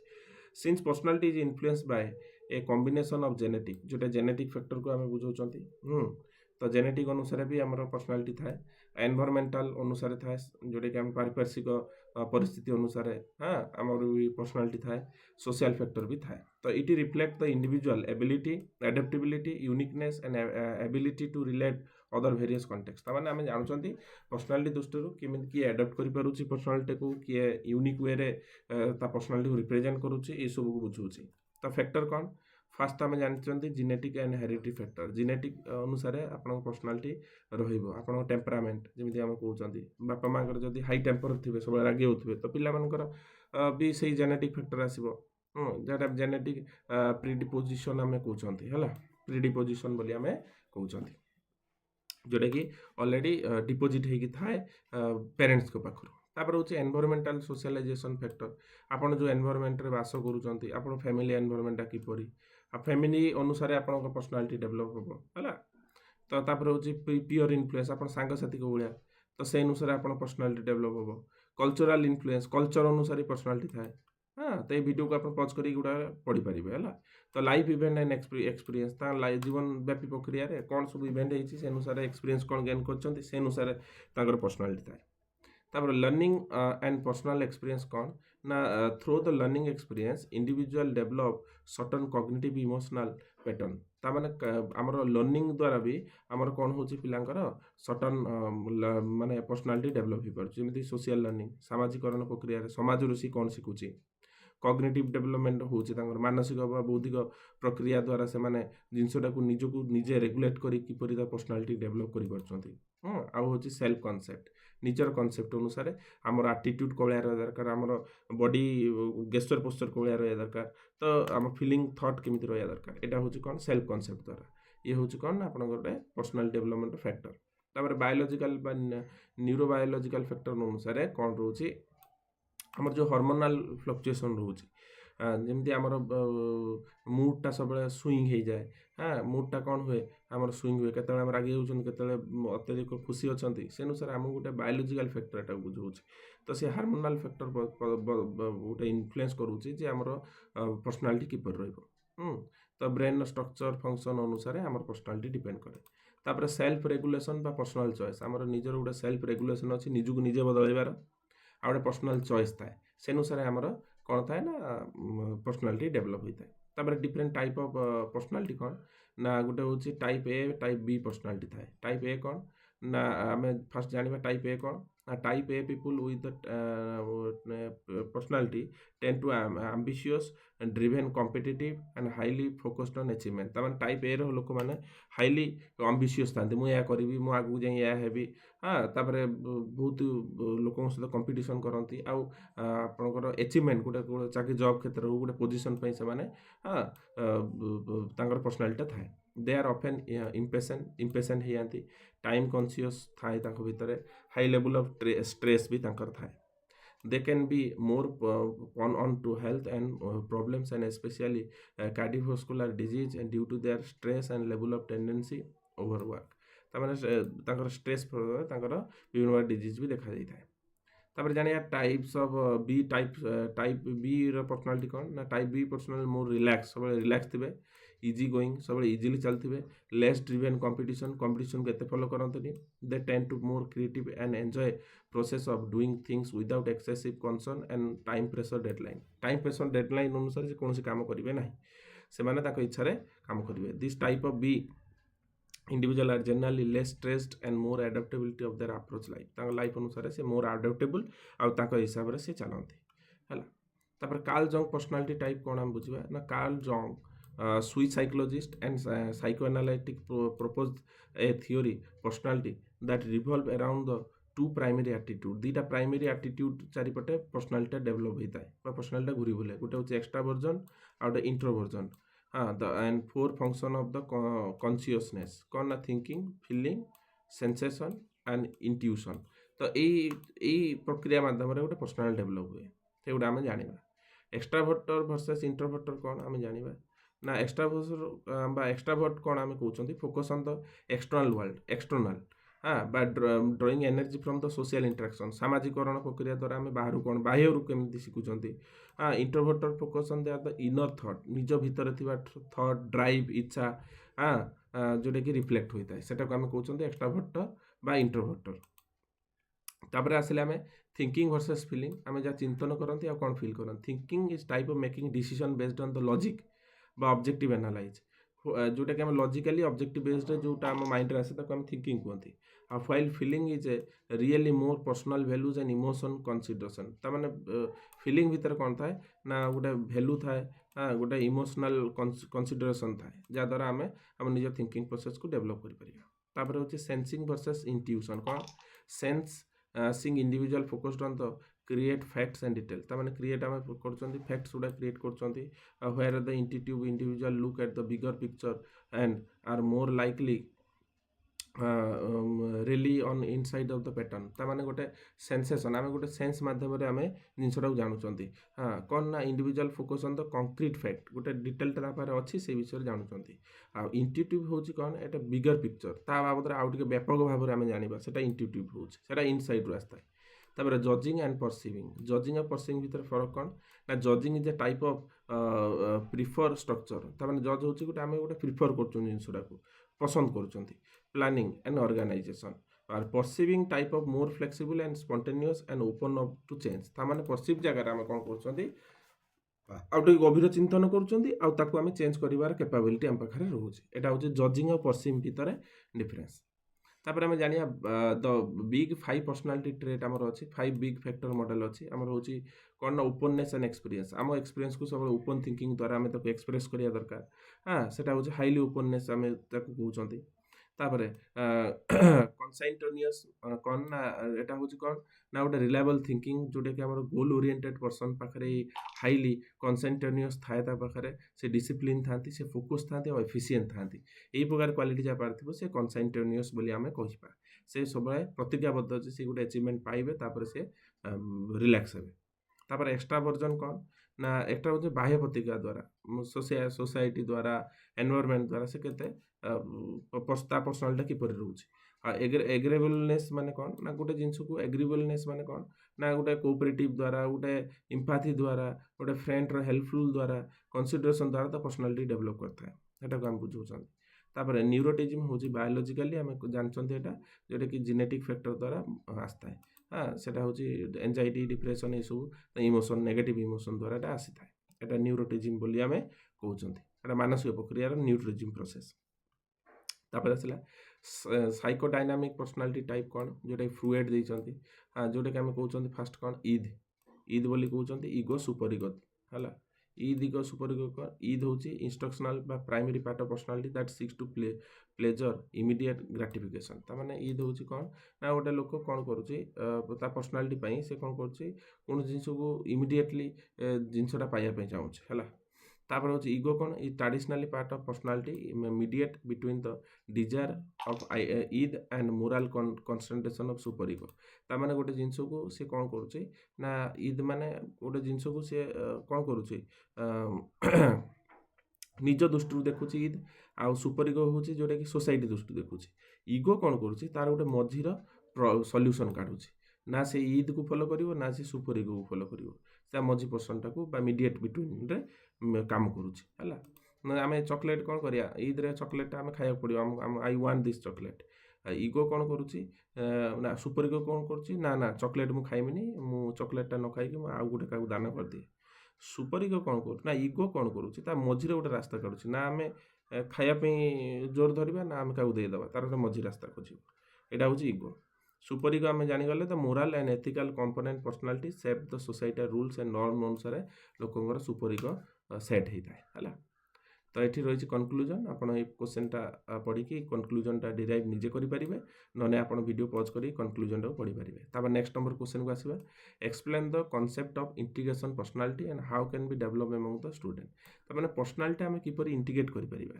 ଆଉ ତାକୁ ଆମେ ଷ୍ଟୁଡେଣ୍ଟ ଭିତରେ କିପରି ରଖିପାରିବା ତ ପର୍ସନାଲିଟି ବିଷୟରେ ମୁଁ ଅଲରେଡ଼ି କହିସାରିଛି ଆମେ ପର୍ସନାଲିଟି କାହାକୁ କୁହନ୍ତି ଏଇଟା ଆପଣ ଆରାମସେ ଲେଖିପାରିବେ ଆଉ ପର୍ସନାଲିଟି ଯେଉଁଟା ହେଉଛି ଗୋଟେ ଲୋକ କ'ଣ ବିଲିଭ୍ କରୁଛି କ'ଣ ତାର ଇମୋସନ୍ ଅଛି କାହାର ଆକ୍ସନ୍ ଅଛି କ'ଣ ରିଲେସନସିପ୍ ଅଛି ସେଇ ଓଭରଅଲ୍ କନସେପ୍ଟକୁ ଆମେ ପର୍ସନାଲିଟି ବୋଲି କହୁଛନ୍ତି ତ କି କ୍ୟାରେକ୍ଟରିଷ୍ଟିକ୍ସ କ'ଣ ଗୋଟେ ସେଲ୍ଫ ଆୱାରନେସ୍ ପର୍ସନାଲିଟି ଯଦି ଡେଭଲପ୍ ଗୋଟେ ସେଲ୍ଫ ଆୱାରନେସ୍ ରହିବ ଇମୋସନାଲ୍ ରେଗୁଲେସନ୍ ରହିବ ଲୋକଙ୍କ ଭିତରେ ବାଲାନ୍ସଡ ପର୍ସପେକ୍ଟିଭ୍ ରହିବ ବାଲାନ୍ସଲି ସବୁ କାମ କରିବେ କନସିଷ୍ଟେନ୍ସ ଅଫ୍ ଆକ୍ସନ୍ ଆଣ୍ଡ ଭ୍ୟାଲୁଜ୍ କୌଣସି ଗୋଟେ କାର୍ଯ୍ୟ କରୁଛନ୍ତି କନସିଷ୍ଟେଣ୍ଟଲି କରିବେ ଅଟକିବେନି ସେଇଟା ଯଦି ଚାକିରି ପାଇବାକୁ ଚାହୁଁଛନ୍ତି ତ ସେଇ ପାଇଁ କାମ କରିଥିବେ ଆଉ ଭ୍ୟାଲୁଜ୍ ତା ମୂଲ୍ୟଟା ବୁଝିପାରୁଥିବେ ହେଲ୍ଥ ରିଲେସନ୍ ବା ହେଲ୍ଦି ରିଲେସନସିପ୍ ଯେଉଁ ସାଙ୍ଗସାଥି ଯାହା ସହିତ ବି ସମ୍ପର୍କରେ ଅଛନ୍ତି ହେଲ୍ଦି ରିଲେସନସିପ୍ ଏଇଟା ଗୋଟେ ପର୍ସନାଲିଟି ଭଲ ପର୍ସନାଲିଟି ବୁଝାଏ ରେଜିଲିଏନ୍ସ ଆଣ୍ଡ ଆଡାପ୍ଟେବିଲିଟି କୌଣସି ଜିନିଷକୁ ସେ ନିଜେ ଯଦି ଆପଣ ନୂଆ ଗୋଟେ ଏନଭାରମେଣ୍ଟକୁ ଯାଉଛନ୍ତି ଆପଣ ସେଠିକା ଏନଭାରମେଣ୍ଟ ସବୁ ଚଳିବାକୁ ପଡ଼ିବ ସେଇଟା କୁହାଯାଏ ଆଡାପ୍ଟେବିଲିଟି ରେଜିଲିଏନ୍ସକୁ ବୁଝାଉଛି ଆଉ ଗୋଲ୍ ଓରିଏଣ୍ଟେଡ୍ ସବୁବେଳେ ତାଙ୍କ ଆଖି ଆଗରେ ଗୋଟେ ଲକ୍ଷ୍ୟ ଥିବ ସେ ଲକ୍ଷ୍ୟକୁ ସାଧିବା ପାଇଁ ସେଇ ଟୁୱାର୍ଡସ୍ ଦ ଗୋଲ୍ ପାଇଁ କାମ କରିବେ ତାପରେ ଡେଭଲପ୍ ଆଣ୍ଡ ଇଣ୍ଟିଗ୍ରେସନ୍ ପର୍ସନାଲିଟି ଆମ ଷ୍ଟୁଡେଣ୍ଟ କିପରି ଡେଭଲପ୍ କରିପାରିବା प्रथम हूँ encourage the self reflection self awareness पिला भितर आम सेल्फ अवेयरनेस जनवा सेल्फ रिफ्लेक्शन करवा क्या देखिए किसी सी गोटे भल क्यारेक्टर देखिए निजे शिख जमीक जर्नालीजम क्षेत्र में हो जर्नालिंग क्षेत्र में विभिन्न प्रकार एक्सपीरियंस गेन करने को दि जाए विभिन्न चैलेंजेस दि जाए हाँ तापर हूँ माइंडफुलनेस प्रैक्टिसेस विभिन्न प्रकार प्रैक्टिस करने को दि जाए हाँ जमी निजक डेभलप करें पर्सनालिटी तापर प्रमोशन इमोशनल इंटेलिजेंस इमोशनाली कंट्रोल करा दरकार इमोशनाली जो डाउन है से पर्सनालिटी डेभलप करें इमोशनल लिटरेसी दरकार इमोशनाली केते परिमाण से एक्साइटेड हवा दरकार केते परिमाण सैड हवा दरकार सब इमोशनाली कंट्रोल दरकार इम्पाथी बिल्डिंग एक्टिविटीज विभिन्न प्रकार इम्पाथी सराउंडिंग थोड़ा लोक इम्पाथी जगेवा हाँ सांगसाथी तो पिला भर यही प्रक्रिया माध्यम पर्सनालिटी डेभलप करें तापर हूँ फस्टरिंग ए ग्रोथ माइंडसेट ताने पिला माइंड रे गोटे एमती सेट करवा जहाँद्वारा सी जानवे जे निज पर्सनालिटी निज डेभलप करा पड़ो बै हुक बै कुक हाँ तो ताने से मैंने कौन करेंगे ना गोटे फोस्टरिंग वे रे से माइंड को सेट करेंगे जोटा कि आम रिफर्मिंग द फेल्युअर को से मैंने बुझिले माइंड सेट कले ना आम फेल्युअर हबानी praise effort not just achievement काम करनी बाकी एफोर्ट देकी काम करियो जोटा कि से ता द्वारा कौन हम ना खाली अचीवमेंट ओरिएंटेशन हेनी ता द्वारा कौन हम ना से अचीवमेंट द्वारा बा से जो प्रोग्रेस बा बेनिफिट द्वारा आउ केते जन भी कौन हेल्प माने हेल्प पाई पड़थुए सेटा कुआ जाय कौन ना प्रेज एफोर्ट बा नॉट जस्ट फॉर अचीवमेंट हैला तापर encourage the balance goal setting गोटे बैलेंसली गोल सेटिंग करिया को दिया जिवो जोटा कि ताको द्वारा ही कंप्लीट होतवा दरकार ताको द्वारा ही कंप्लीट होतवा ता द्वारा पर्सनालिटी निजर डेभलप हो पारथुवा जोटा कि स्मार्ट गोल दिया जिवो बा वैल्यू बेस्ड गोल सेटिंग दिया जिवो जार किछि मूल्य थिवो मूल्यहीन लक्ष्य देले किछि लाभ हबो नाही तापर developing the healthy and coping strategy तो पिला मानक भितर कौन करिया दरकार ना हेल्दी रिलेशनशिप बिल्ड करिवे किपरि हेल्दी स्ट्रेटेजी किपरि मेंटेन करिवे एटा शिखिया पड़ो जेपरि आपन प्रॉब्लम सॉल्विंग स्किल हो हाँ आउ रिलैक्सेशन टेक्निक हो ये सब पिला शिखिया दरकार तापर हूँ creating a supportive learning environment तो पिला भर गोटे सपोर्टिव लर्निंग एनवायरनमेंट क्रिएट करिया पड़ो हाँ सहपाठी सहित किपरि पाठ पढ़े जोटा पॉजिटिव रेनफोर्समेंट कहुँ फस्टरिंग कोलाबोरेशन पिला सहित सम्मिलित भाव में किपरि पाठ पढ़े यहाँ शिखा दरकार ता द्वारा पर्सनाल डेभलप हो तापर एनकरेज द सोशल रेस्पॉन्सिबिलिटी सामाजिक स्तर में निजर किसी रेस्पॉन्सिबिलिटी अच्छी तो पिला विभिन्न स्थान में वॉलंटियर काम करने दिया अपॉर्चुनिटी दिया से वॉलंटियर सब जगह काम करेंगे किसी सोशल वर्क करेंगे एथिकल डिसीजन मेकिंग निजस्व किसी गोटे डिसीजन मेकिंग करेंगे किपरि छड़ा तो या द्वारा पर्सनालिटी डेभलप हो पार तो ये क्वेश्चन ये कनक्लूजन अच्छे आप निजे रिलाइव करेंगे ना वीडियो पॉज करके पढ़ी पारे तापर नेक्स्ट नंबर आम क्वेश्चन को आसवा नेक्स्ट नंबर क्वेश्चन है write the characteristic cause and education for mental retardedness visual impaired and hearing impaired and locomotor disability children ताने आपणकर जो रोचे मेंटल रिटायर्डनेस पिला बा विजुअली देखि पारुना या शुणी पारुना चली पारुना यही प्रकार पिला आप किपरि पढ़ेबे कौन ताकर कैरेक्टरिस्टिक कजेस रही से विषय जानिबा तो children with disability include those which mental retardedness visually impairment hearing impairment and locomotor disability faced unique challenges in their development. However, with the proper support of educational strategy, they can lead fulfill the productive lives. तामाने ताको जदि support मिलिबो तामाने ताको life टाको से भला भाबरे bunchy पारिबे.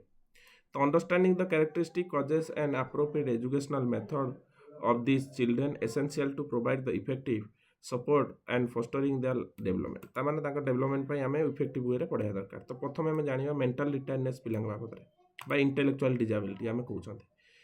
तो तार character कौन ना mental retardedness now more commonly refers to the intellectual disability कहा जाए is characteristic by the significant limitation in intellectual functioning and adaptive behavior तांकर बिहेवियरटा जनरल लोक भाया न थाए कहीं मेंटल रिटायर्डनेस मानसिक स्तर से कौन मानसिक पक्षाघात आम जो कहते this limitation can affect the learning communication and independent living क्षेत्र में प्रॉब्लम देखाए.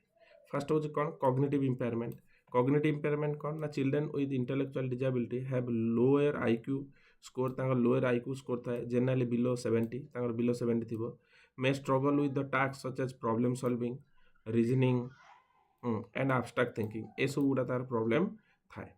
तो एडेप्टेबिलिटी बिहेवियर भी तांकर डेफिसिट थाए से कौन जगह एडेप्ट कर परिबेनी खाइबा क्षेत्र हो सोशल इंटरेक्शन क्षेत्र हो तार मेंटली रिटायर्ड से माने डिलेड डेवलपमेंट तांकर डेवलपमेंट क्षेत्र डिलेड होबो एंड भेरिंग लेवल ऑफ इम्पेयरमेंट विभिन्न प्रकार माने इम्पेयरमेंट भी तांको पाखरे थाए जोटा कि से माने डिजेबल्ड बोली कुआ जाए से माने कोन जिंस को ठीक भाव करि परिबेनी कामटा तो ये प्रकार देखा जाए कजेस कौन जेनेटिकल फैक्टर थाए जीनेटिक माने बापा माँ पाखे लक्षण थिले पाखे आसब तापर पेरेंटाल फैक्टर थाए प्रीनाटाल फैक्टर थाए जो प्रीनाटाल माने छोट अवस्था थे तो से किसी इंजुरी पहुँचो से समय प्रॉब्लम थी जदि पेरेंट्स मद पिउथिबे माँ जदि अल्कोहलिक सेवन करुवे बेसी मेडिसिन खाइथिबे इन्फेक्शन होइथिबो से फल ब्रेन डेवलपमेंट हो न प्रीनाटाल फैक्टर विषय में जानीगले हाँ तो ए प्रकार प्रॉब्लम देखा जाए तार पोस्ट नाटाल जन्म है पर जदि किसी ब्रेन इंजुरी हो गला पिलार तो ये प्रकार प्रॉब्लम देखा जाए तो पढ़ाइबा केमिति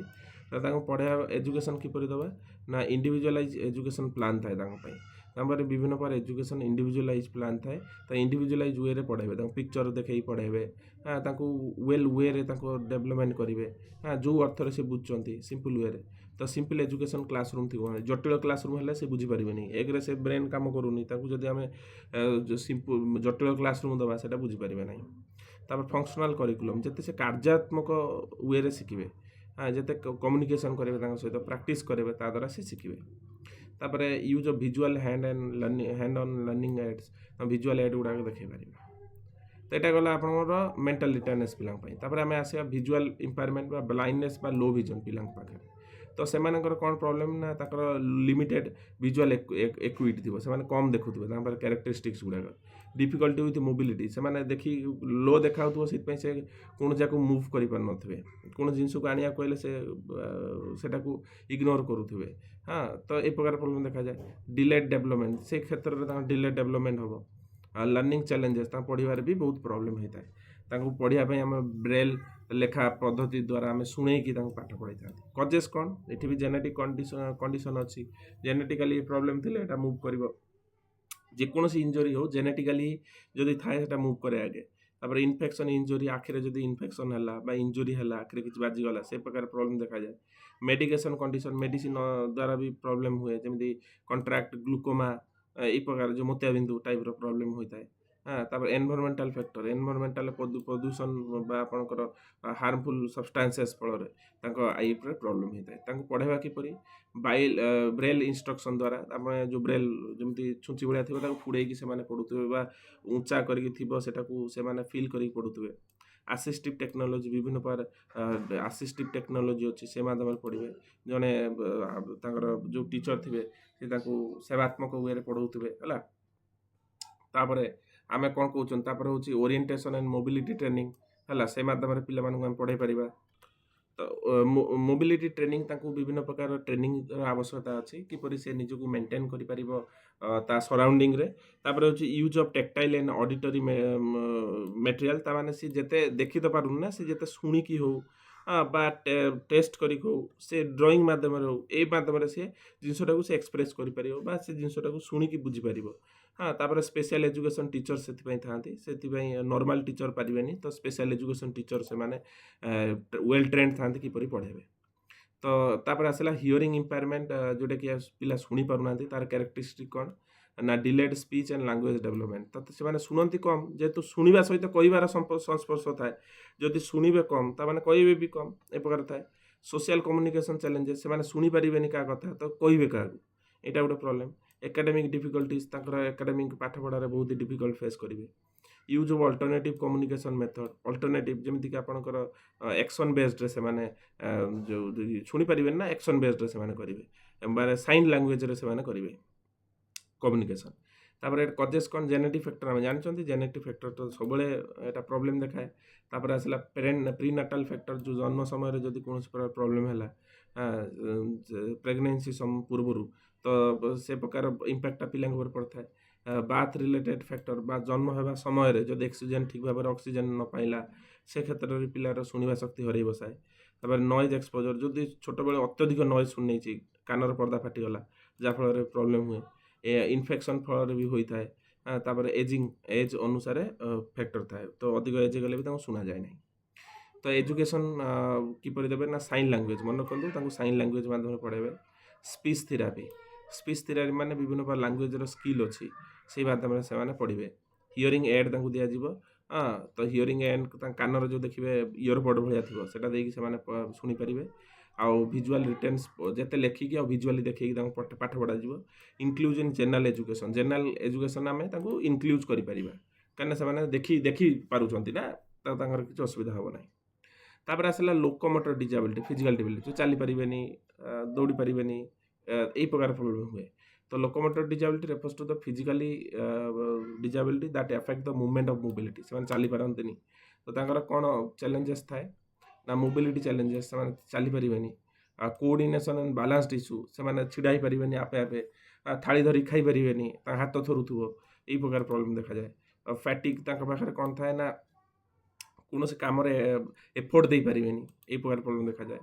ସୋସିଆଲି ଇମୋସନାଲି ଚ୍ୟାଲେଞ୍ଜ ଥାନ୍ତି ସେମାନେ, କାହିଁକିନା ସେ ସୋସିଆଲି ଯେମିତି ନର୍ମାଲ ଲୋକଙ୍କ ସହିତ ମିଶି ପାରିବେନି, ଫ୍ରଷ୍ଟ୍ରେସନ୍ ଥାନ୍ତି, ଏଇ ପ୍ରକାର ଦେଖାଯାଏ।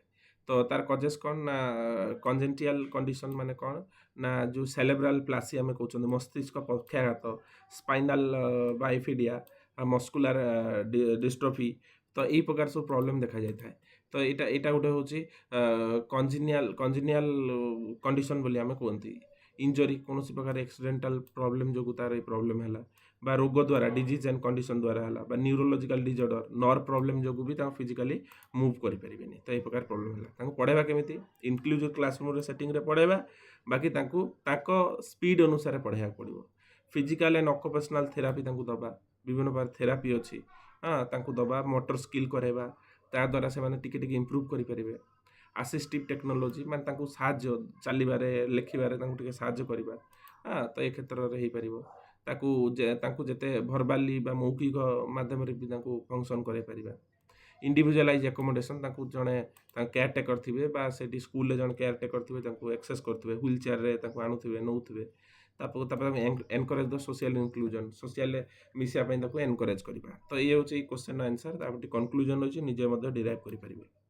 ତାପରେ ନେକ୍ସଟ କ୍ୱେଶ୍ଚନ୍ ଆସିବା, right about the gifted talented student. ତ ଆମେ ଗିଫ୍ଟେଡ୍ ଆଉ ଟ୍ୟାଲେଣ୍ଟେଡ୍ ଷ୍ଟୁଡେଣ୍ଟ କାହାକୁ କହୁଛନ୍ତି? Gifted and talented students are those whose ability, skills and potential in one of the more areas significantly surpass the norm and they are the age group। ତା ମାନେ age group ଅନୁସାରେ ତାଙ୍କର ଥାଏ gifted ଆଉ ଟ୍ୟାଲେଣ୍ଟେଡନେସ୍। This student ଡେମନଷ୍ଟ୍ରେଟ୍ advance intellectual, ତାଙ୍କ ଇଣ୍ଟେଲେକ୍ଚୁଆଲି ସେ advance ଥାନ୍ତି, creative ଥାନ୍ତି, ଆର୍ଟିଷ୍ଟିକ୍ ଥାନ୍ତି, ଲିଡରସିପ୍ କ୍ୟାପାବିଲିଟି ତାଙ୍କ ମଧ୍ୟରେ ଥାଏ, ପୋଜେସେସ୍ ଦ ଏକ୍ସଟ୍ରାଅର୍ଡିନାରୀ ଟ୍ୟାଲେଣ୍ଟ ଆଣ୍ଡ ଆପ୍ଟିଟ୍ୟୁଡ୍, ସାଇଣ୍ଟିଫିକ୍ ଫିଲ୍ଡରେ ତାଙ୍କ ପାଖରେ କ୍ୟାପାବିଲିଟି ଥାଏ।